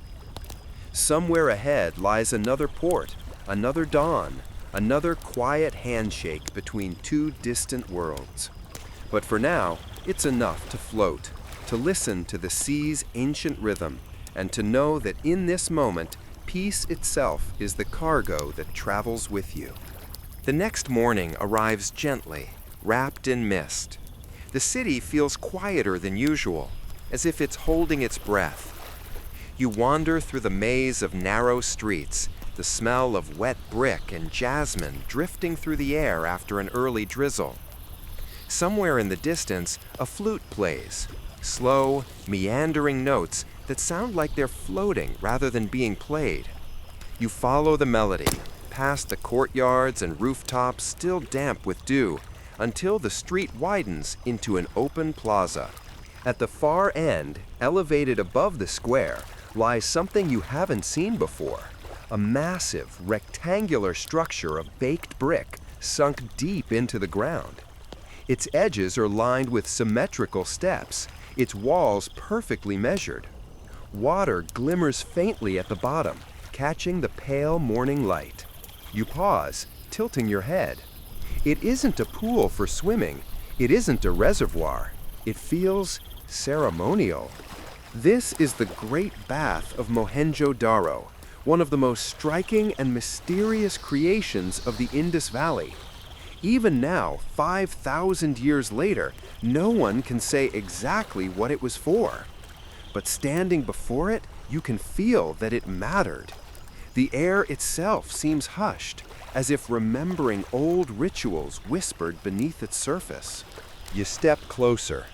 The brickwork is astonishing, tightly fitted, waterproofed with bitumen, and sloped for perfect drainage. Every edge aligns with precision. You kneel by the rim and trail your fingers along the smooth baked surface. Cool, clean, intentional. Whoever built this understood both engineering and emotion, how to shape space not just for function, but for feeling. A group of people gathers nearby, men and women draped in light cotton cloth, carrying small jars of scented oil and garlands of flowers. You watch as they descend the steps slowly, their feet making soft splashes. Some pour water over their shoulders, some bow their heads, some simply sit, letting the water reach their chests while their eyes close in quiet focus. No chanting, no priests, no grandeur, just serenity. The Great Bath is the earliest known public water tank in the ancient world. Measuring about 12 meters long, 7 meters wide, and nearly 3 meters deep, it was carefully sealed against leakage. Archaeologists believe it might have been used for ritual bathing, a place where purity, both physical and spiritual, came together. But purity doesn't always mean religion. Some scholars suggest it might have been civic, perhaps a gathering space or a social equalizer where everyone, rich or poor, shared the same water. Imagine that, a civilization that made cleanliness a shared ritual rather than a private luxury. You walk slowly around the rim, listening to the soft ripples. A man climbs the steps beside you, water streaming down his arms. He smiles faintly, as though refreshed not just in body but in spirit. It clears the dust, he says, though you suspect he means more than that. Then he nods toward a nearby room where others sit cross-legged, drying off in the sun. You can smell sesame oil and crushed herbs, a faintly sweet fragrance that lingers in the air. A quirky tidbit, traces of ancient cosmetics, likely made from clay, copper oxide, and even crocodile dung, have been found in some Indus sites. Imagine someone sitting right where you are now, applying that homemade sunscreen before heading into the blazing afternoon. Not glamorous, maybe, but practical and a bit funny. You can almost hear an ancient mother nagging her son, "Don't forget your crocodile paste, dear. You'll burn." You smile at the thought, glancing back at the great bath. Its calm surface reflects the sky now, pale and endless. You can see your own reflection there too, rippling gently. For a moment, it feels like the pool isn't just water, it's a mirror between worlds. Maybe that's what it was meant to be all along. You sit on the edge, letting your feet dangle into the cool water. Around you, the city hums faintly, distant sounds of carts, footsteps, and laughter blending into a soft urban lullaby. The sun climbs higher, turning the water gold. You can almost feel time itself slowing down, settling into the same rhythm as the ripples. Historians still argue whether the Great Bath had a religious purpose or a civic one. Some say it was part of a temple complex, though no idol or altar has ever been found nearby. Others insist it symbolized community, perhaps the people's shared devotion to cleanliness and balance. Whatever its purpose, it's clear that water, in this world, was sacred in the gentlest sense, not worshipped, but respected. A group of children runs past, giggling. They dip their hands into the shallow edge, splashing each other, before being shushed by an older woman. You can't help but smile. Even here, in what might be the holiest place in the city, life remains ordinary, playful, imperfect, human. That's part of what makes it feel so alive. You lean back on your elbows, eyes half closed. A cool breeze drifts across the courtyard, carrying the scent of lotus and brick dust. Somewhere, a potter's wheel hums.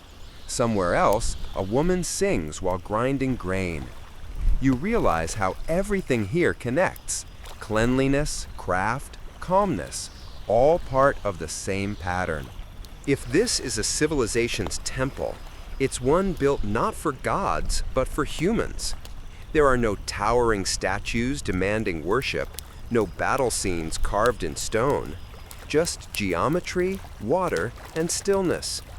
In that simplicity lies its mystery. A shadow passes over you, a flock of cranes flying low, their wings brushing the sunlight.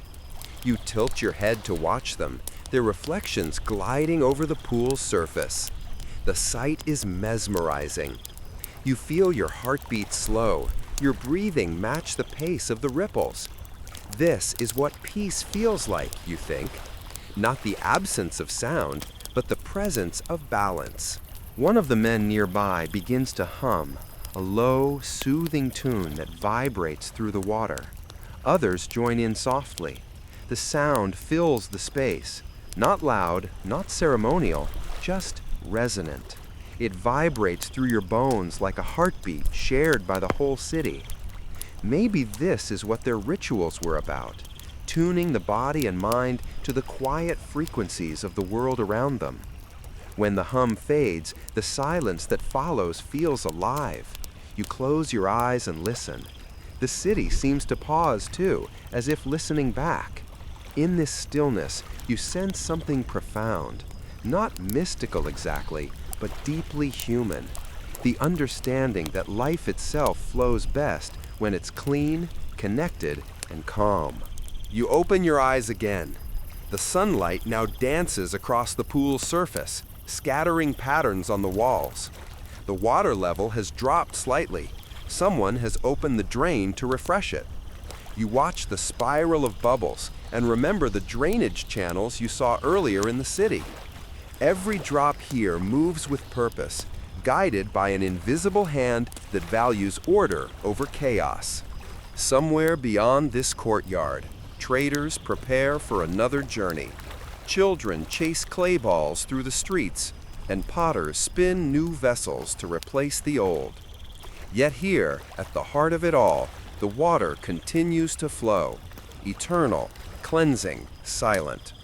It's as if the city itself takes a deep breath through this pool, exhaling centuries of dust and drawing in stillness. You stand, taking one last look. The great bath glows softly under the midday sun, its water shimmering like liquid bronze. You know you'll remember this place. The quiet, the symmetry, the feeling that civilization, at its best, is simply the art of keeping things pure. You step away slowly, the sound of dripping water fading behind you.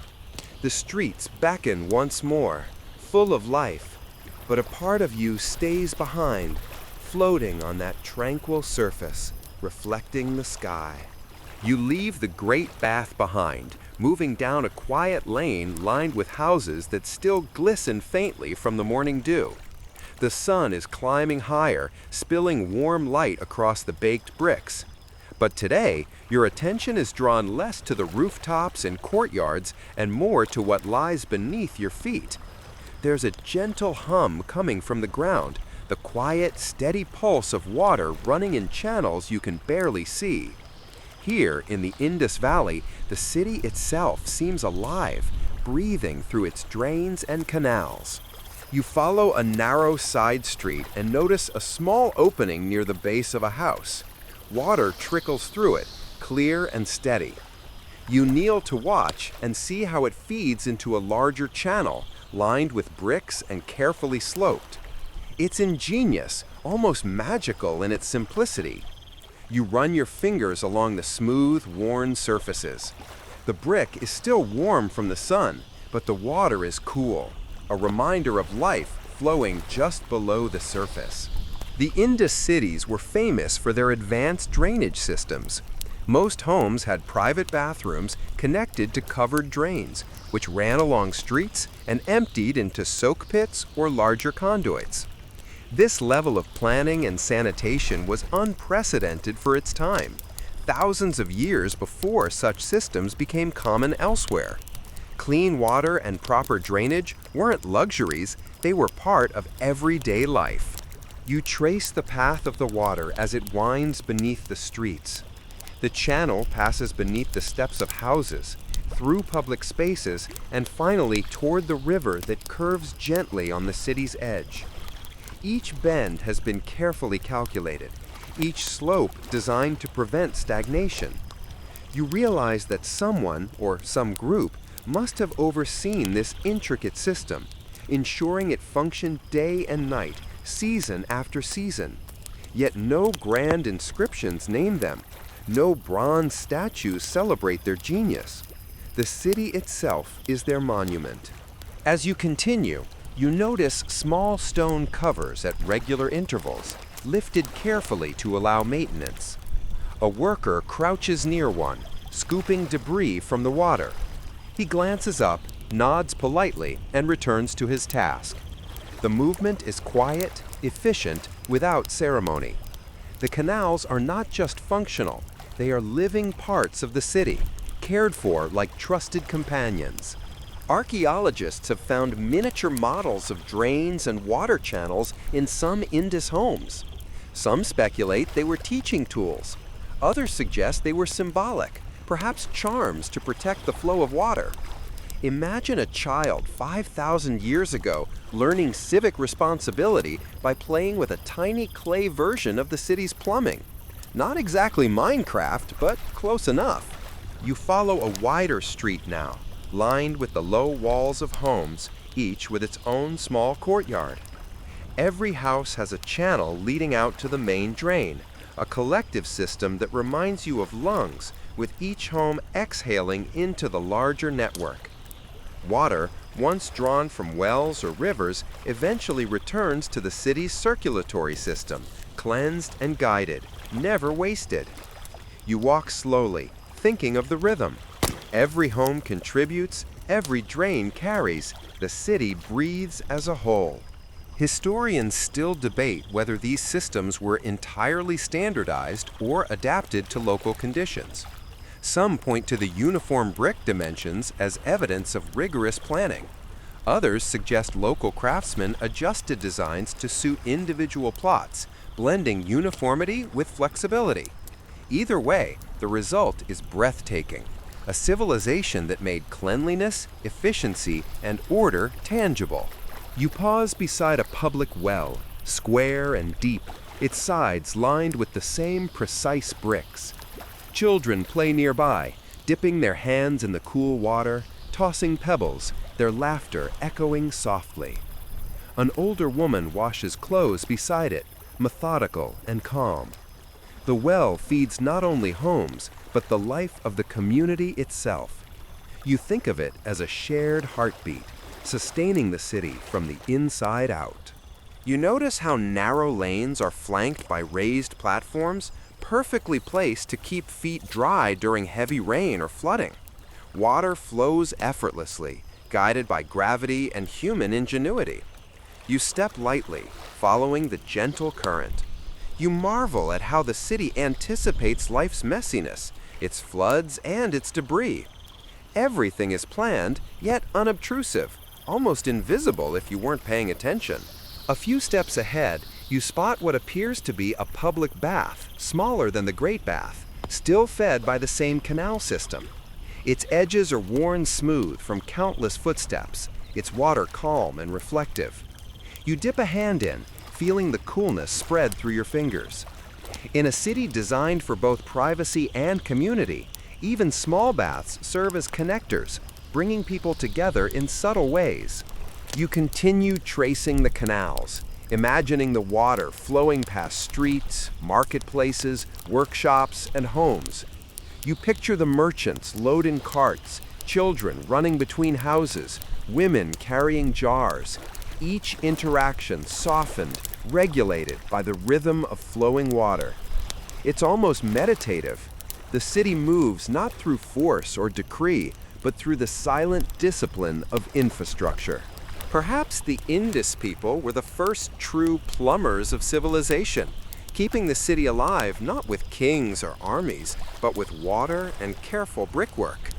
You chuckle softly, imagining a council of ancient engineers holding debates over slope angles and drain covers, their words echoing down millennia in the whisper of flowing water. You round a corner and find yourself at the mouth of a larger conduit, where all the smaller channels converge. Water rushes gently here, guided into a rectangular soak pit that eventually feeds the river. The sound is soft, steady, a lullaby of liquid motion.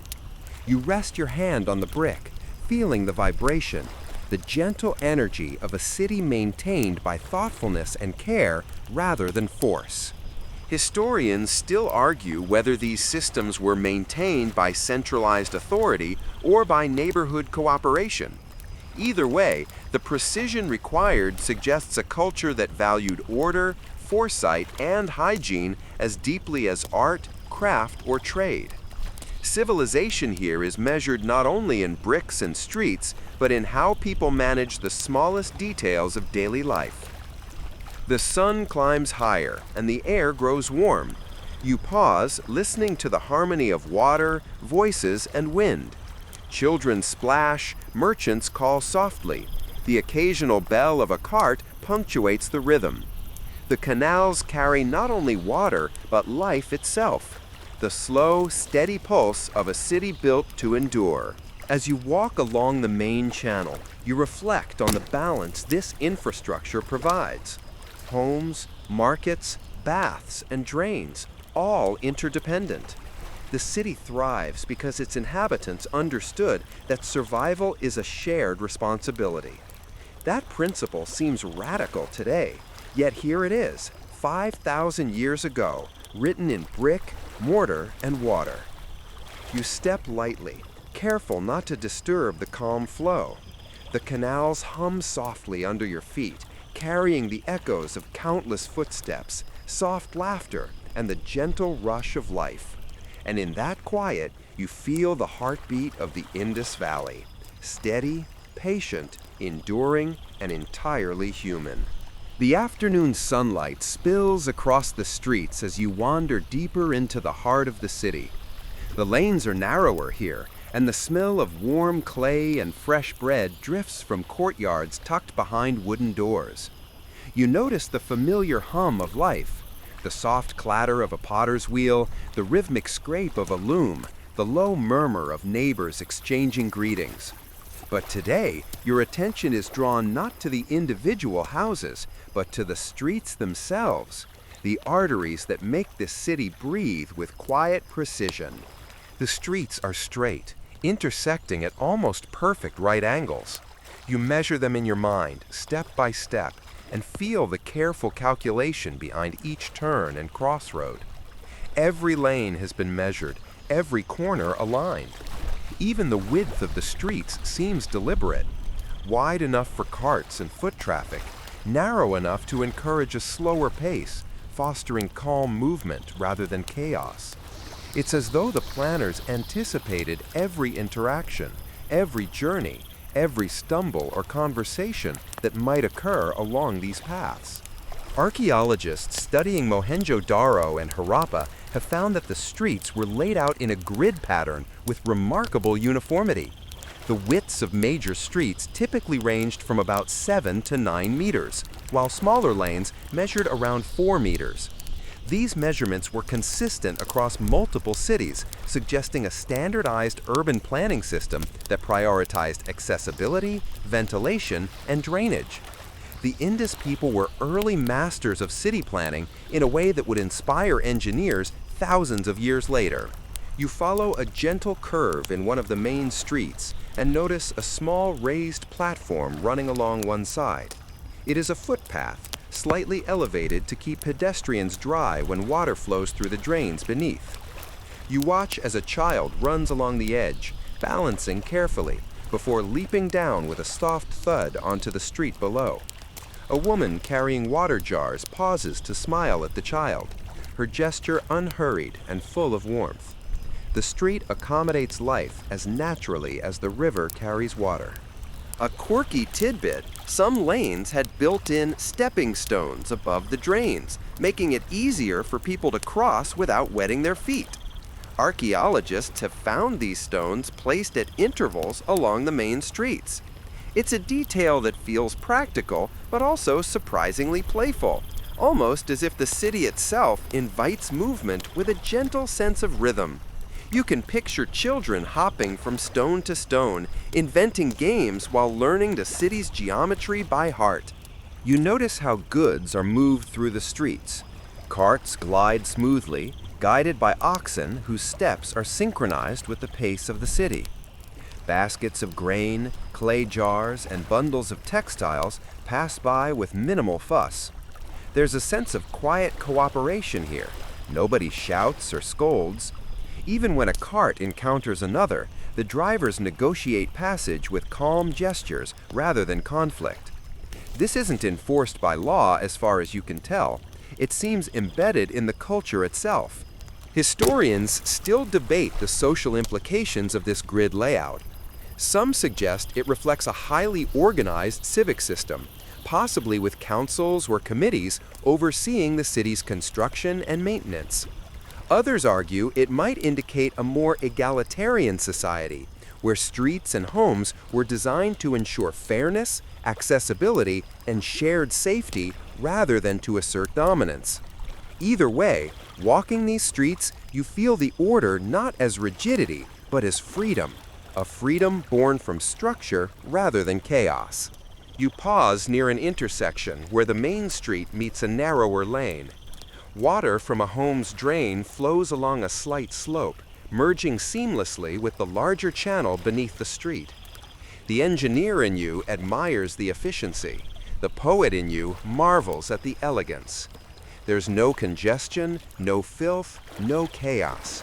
The street is a living system, quietly sustaining the city above it while carrying away what is no longer needed. A merchant stands nearby, polishing a small bronze mirror. He glances up, sees you watching, and nods with a faint grin. "The streets keep themselves clean if we respect them," he says. You realize he isn't joking. In a city where every home connects to the drainage, every citizen contributes to sanitation. Hygiene, it seems, is civic art, shared, deliberate, and subtle.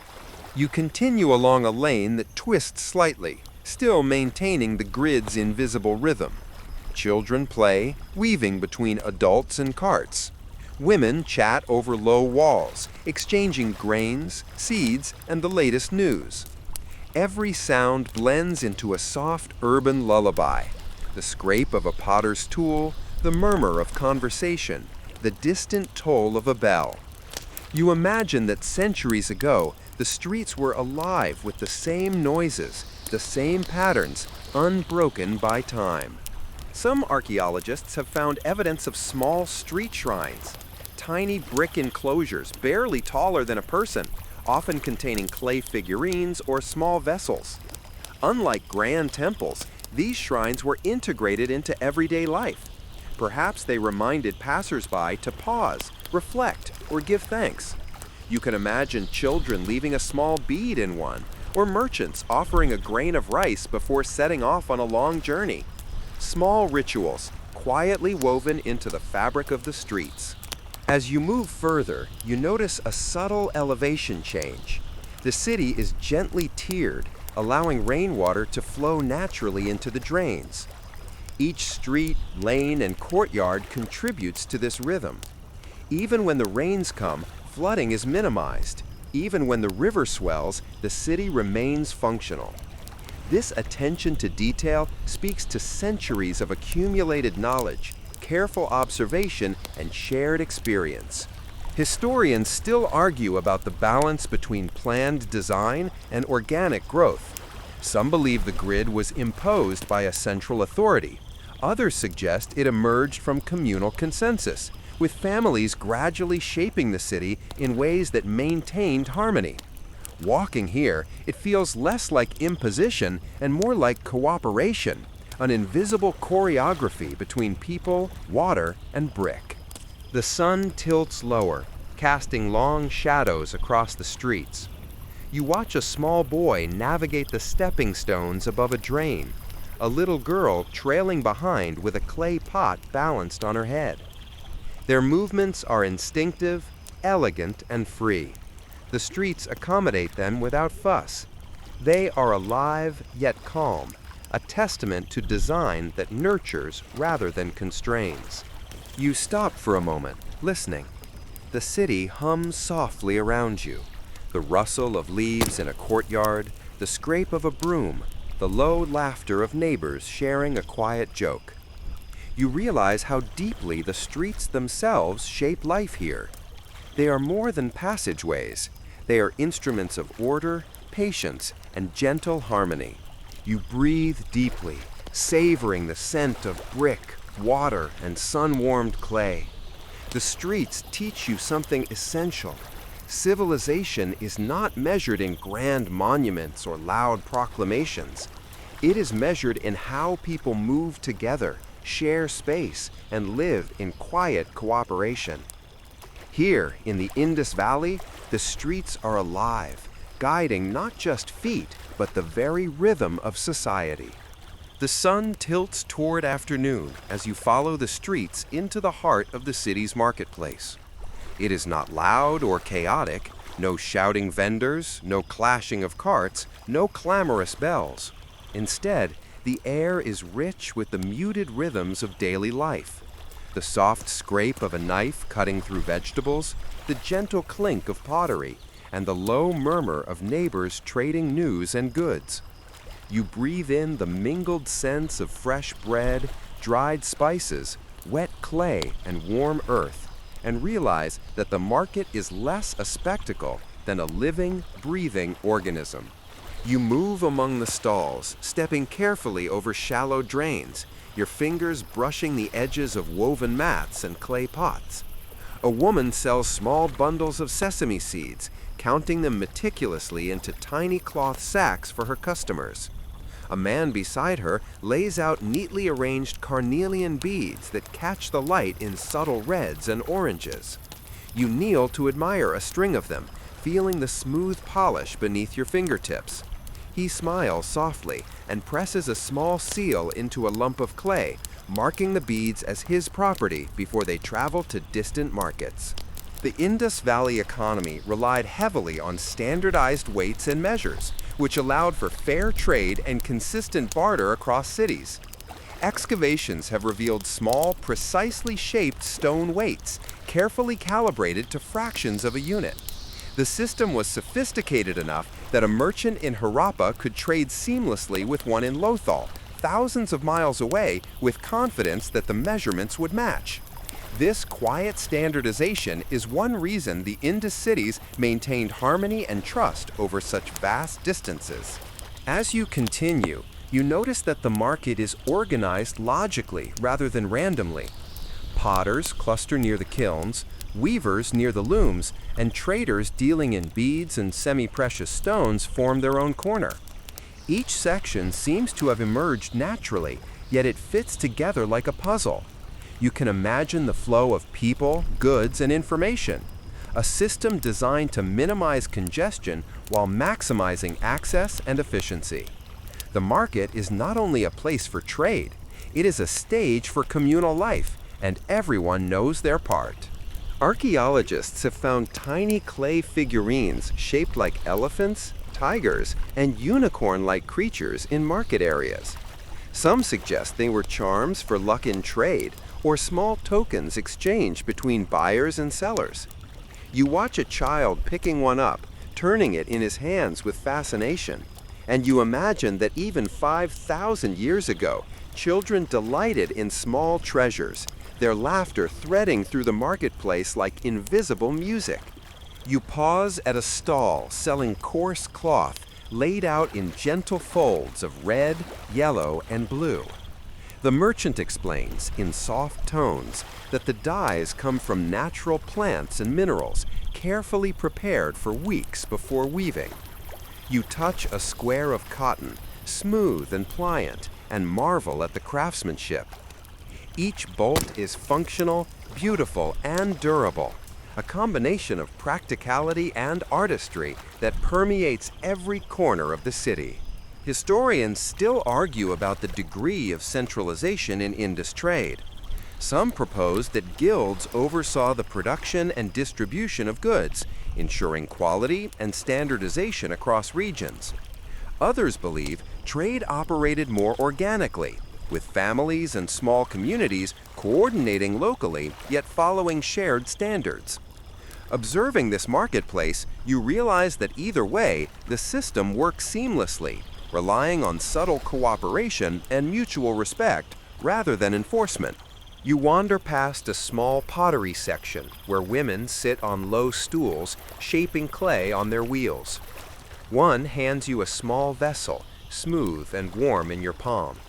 "For water," she says simply, though you suspect it could hold oil, grain, or something more symbolic.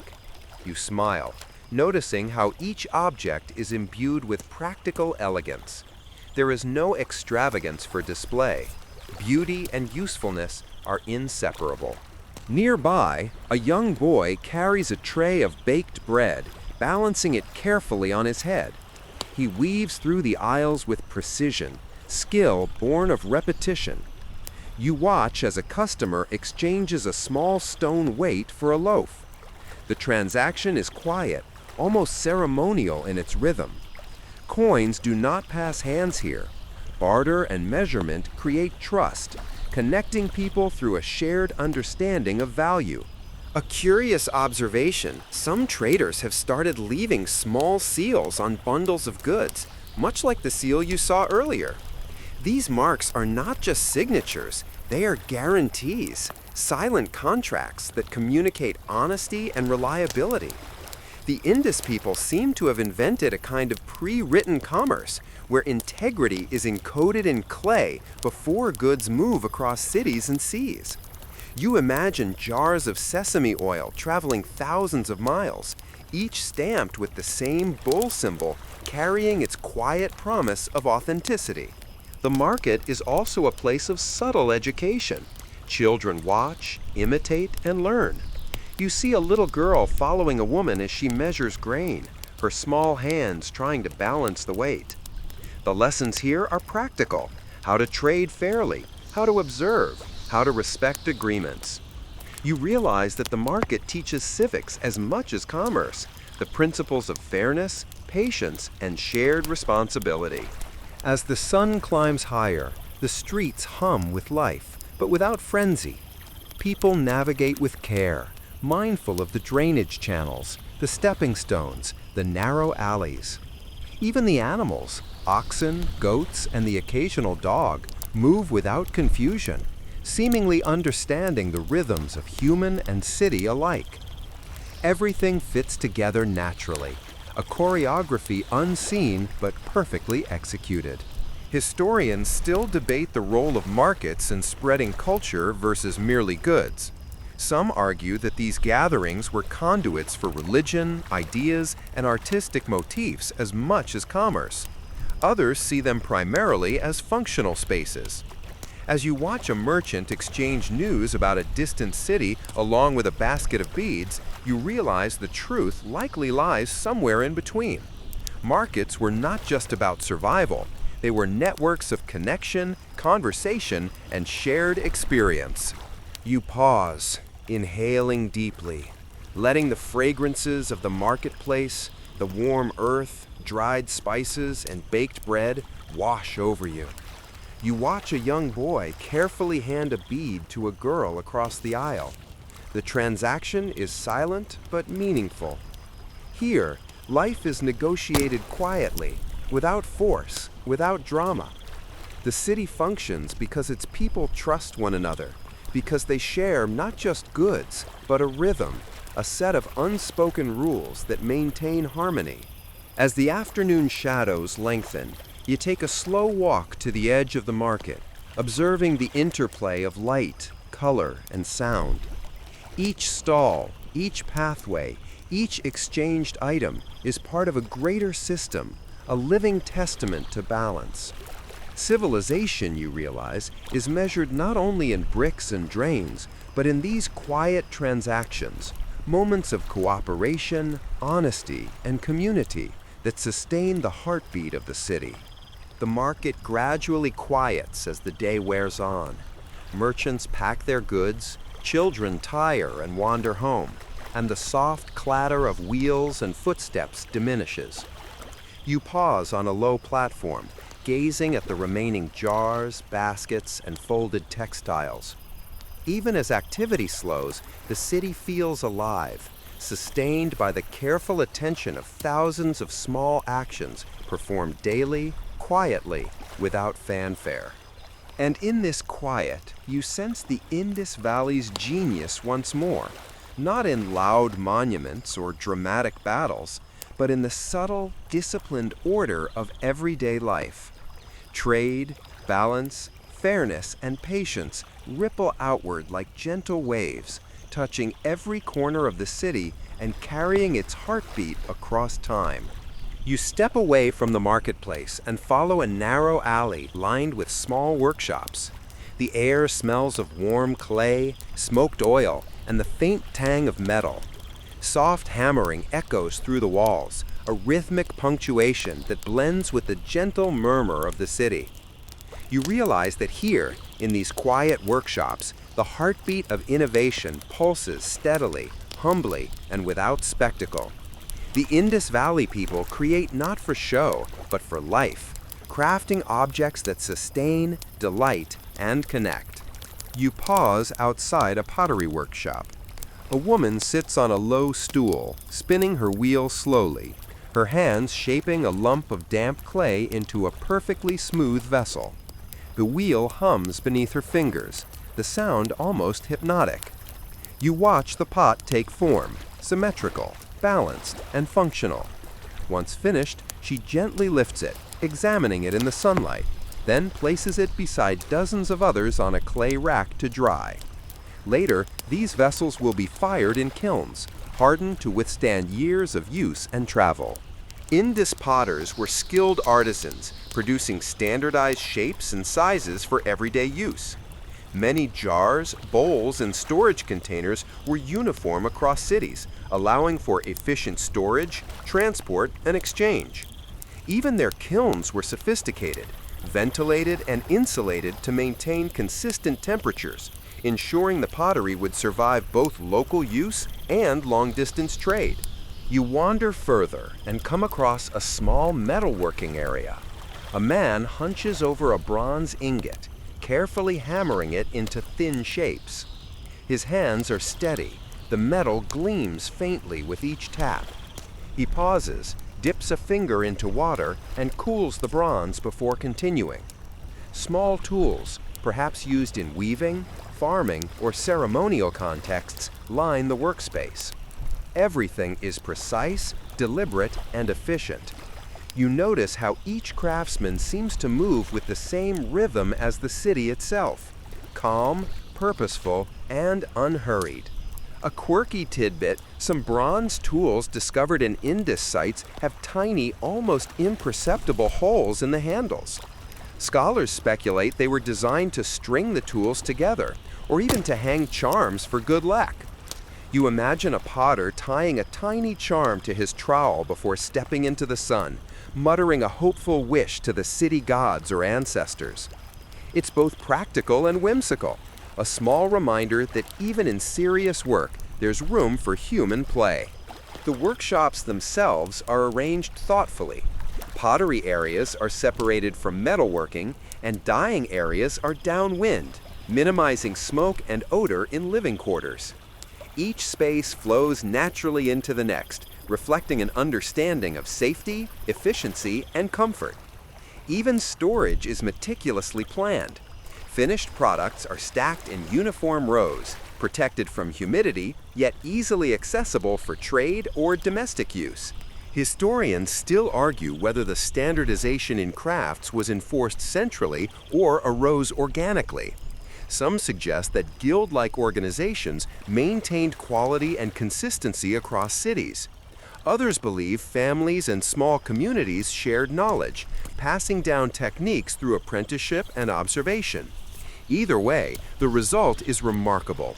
Hundreds of workshops producing functional, durable, and aesthetically pleasing objects, all without the presence of modern industrial systems. You notice a small loom tucked in the corner of one workshop. Threads of red, yellow, and blue are stretched carefully across the frame, and a young girl manipulates the shuttle with surprising skill.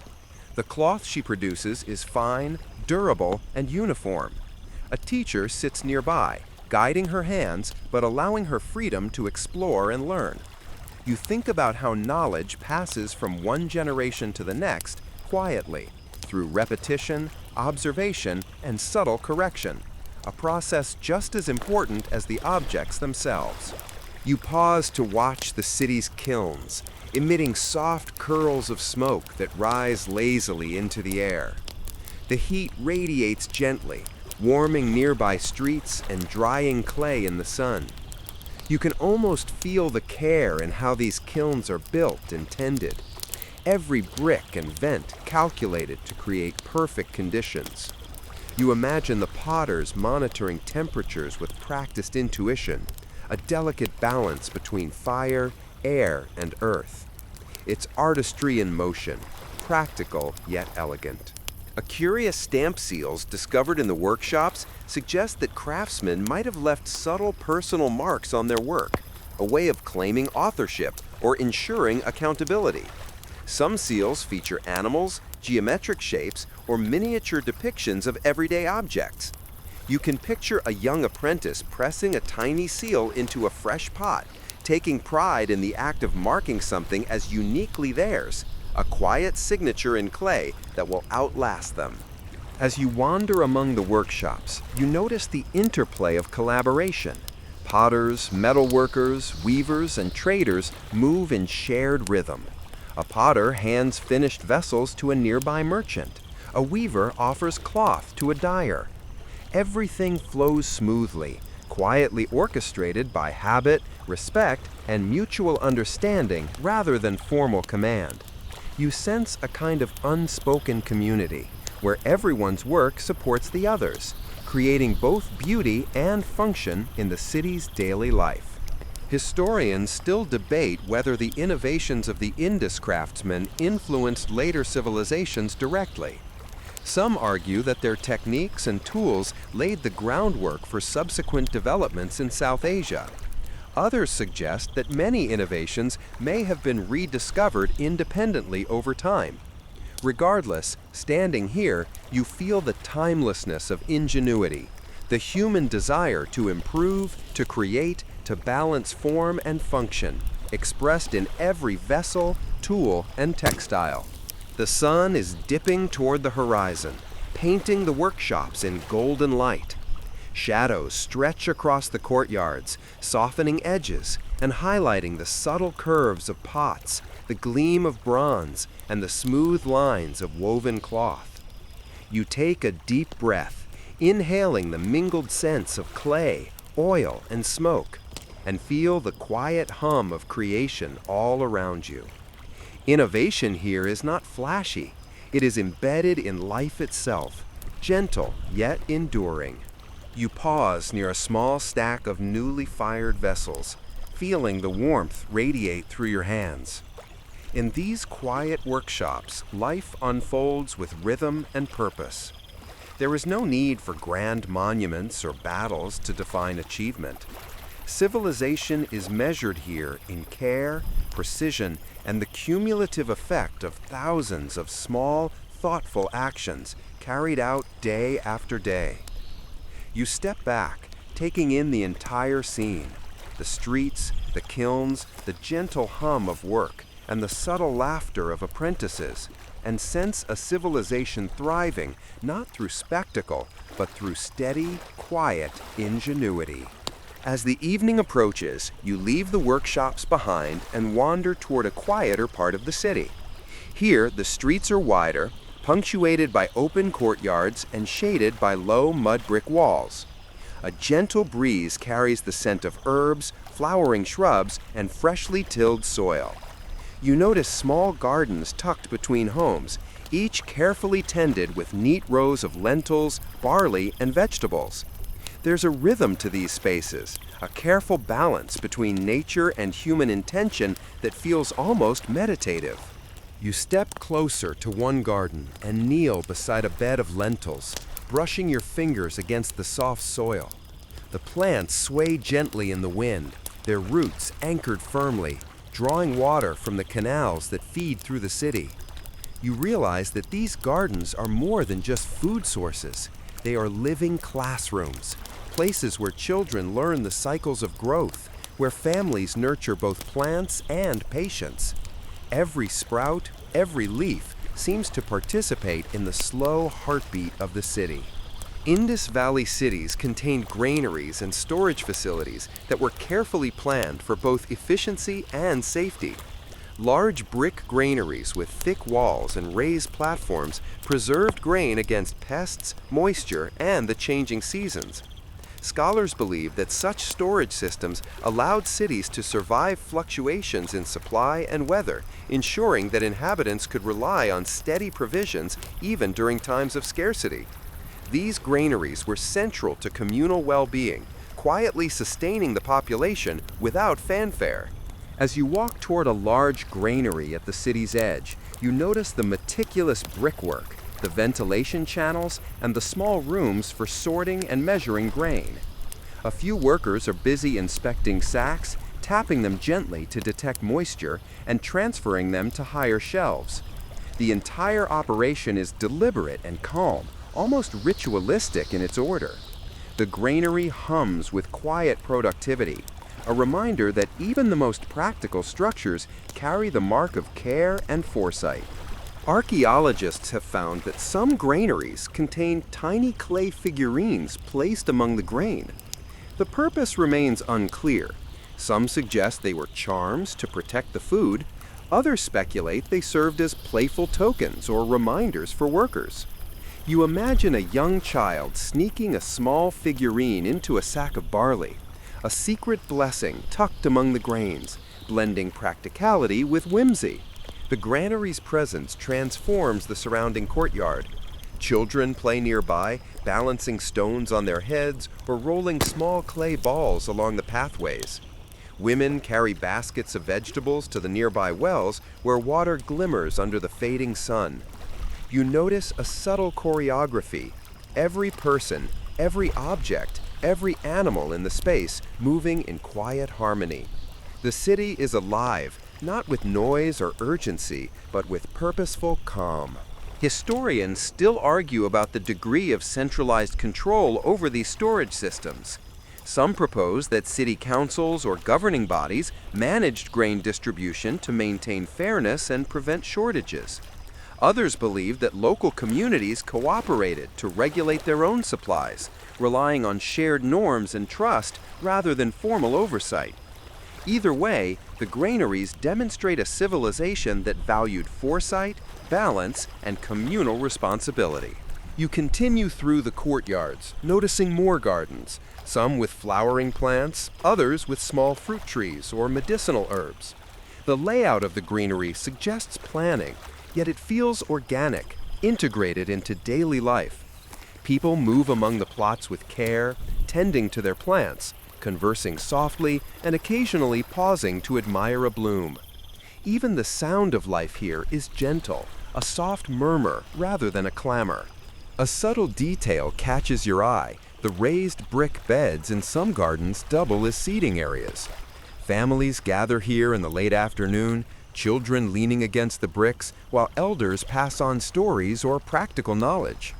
You notice how these shared spaces encourage observation, learning, and interaction without imposing formal instruction. The city's design fosters quiet collaboration, weaving social life into daily routines seamlessly. As the light fades, the granaries and gardens begin to glow softly in the evening sun. You pause at the edge of a small pond reflecting the sky. Ducks paddle lazily across the water, and a soft breeze ripples the surface. You watch a woman draw water in a clay jar, her movements deliberate, patient, and precise. It strikes you how this city integrates every element, work, play, sustenance, and leisure, into a cohesive, gentle rhythm. A quirky observation, some courtyards contained small platforms that may have been used for community meetings, storytelling, or teaching practical skills. Imagine neighbors gathering at dusk to discuss crop rotations, repair kilns, or simply share a quiet laugh. These spaces are subtle instruments of cohesion, encouraging social bonds without imposing hierarchy or spectacle. You wander through one final courtyard, noticing the interplay of brick, water, plants, and human movement. Children chase each other along the edges of the canals. Merchants pause to greet neighbors, and the scent of cooking drifts from nearby homes. The granaries and gardens stand as silent witnesses to the care, foresight, and subtle ingenuity of a people who valued both practicality and harmony. Historians still debate whether these spaces were purely utilitarian or carried symbolic meaning as well. Some suggest that the gardens and granaries reflect a philosophy of balance between human needs, nature, and urban life. Others see them primarily as functional, with symbolic interpretations emerging later. Standing here, you realize that either way, the result is a city that nurtures both body and spirit, where daily life flows in gentle, sustaining rhythms. The sun dips fully below the horizon, painting the gardens and granaries in soft shades of orange and purple. Shadows stretch across the courtyards, blending brick, water, and greenery into a tapestry of calm. You breathe in the cool evening air, feeling the quiet pulse of the city beneath your feet. Civilization, you sense, is measured not only in monumental architecture, but in the care with which daily life is arranged, the spaces where people connect, and the rhythm that carries a city peacefully through centuries. As twilight deepens, you step back from the granary and gardens, taking one last look at the soft, deliberate order around you. The Indus Valley people built not just structures, but spaces that encouraged cooperation, observation, and harmony. A quiet genius that flows through time as seamlessly as water through their canals.